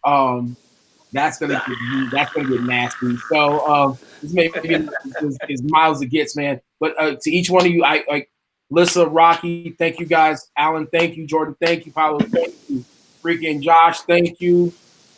Tina, thank you. Of course, shout out to Christine and to JB for coming in and blessing us with their list, man. Like I said, dude, I am super blown away by like you guys responding, and you know, you guys want to be a part of this, man, and hopefully the people they'll be able to not only see but hear, you know what I mean, the passion that each one of you guys have for music and for this particular genre. But yeah, man, everyone have a great night. I'll be in contact with each one of you, letting you guys know when this bad boy.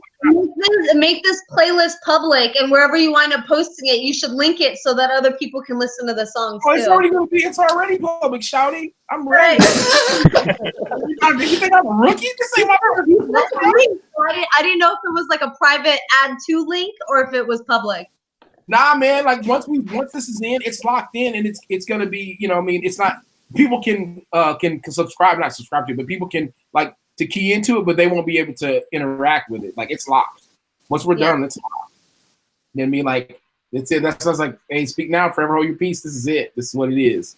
So, you guys, I really appreciate it. I'll let everybody get to bed, and all that stuff. You East Coasters, thank you guys for braving it a little bit later than I expected. It is what it is. We did this because of Tina. Just remember that. When you're yawning tomorrow, it's because of Tina that we did this. So, what? Thank you. High maintenance.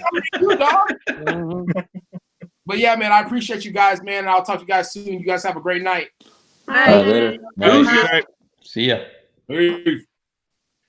What's up, guys? Thank you so much for listening to The Corner of the Circle, for watching the YouTubes and listening to all the different podcasts and all that good stuff.